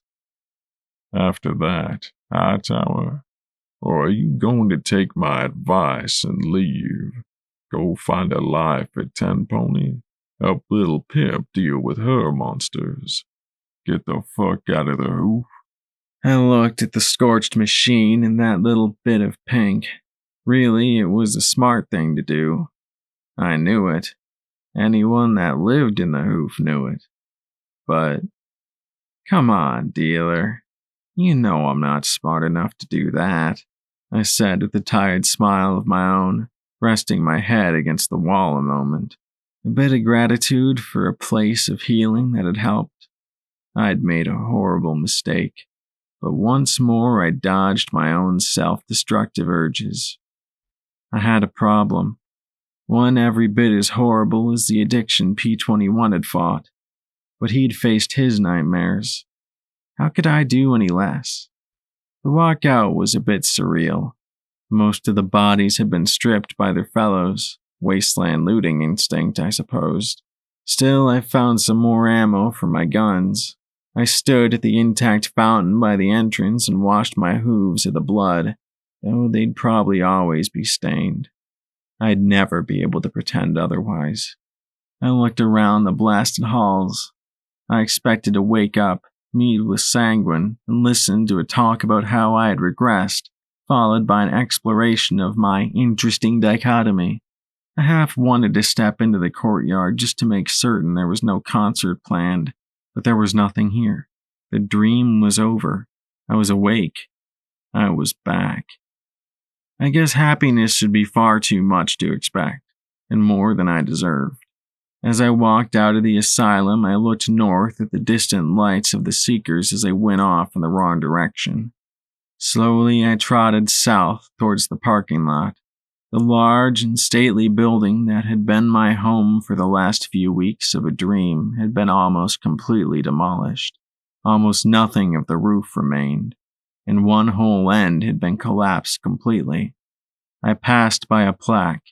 It had been dinged up pretty badly, but I could still read it even in the early morning darkness. Happy Horn Gardens. May all find peace and healing within. I touched it gently and moved away to the southeast. Maybe I had. A little. More than I deserved. Footnote. Maximum level.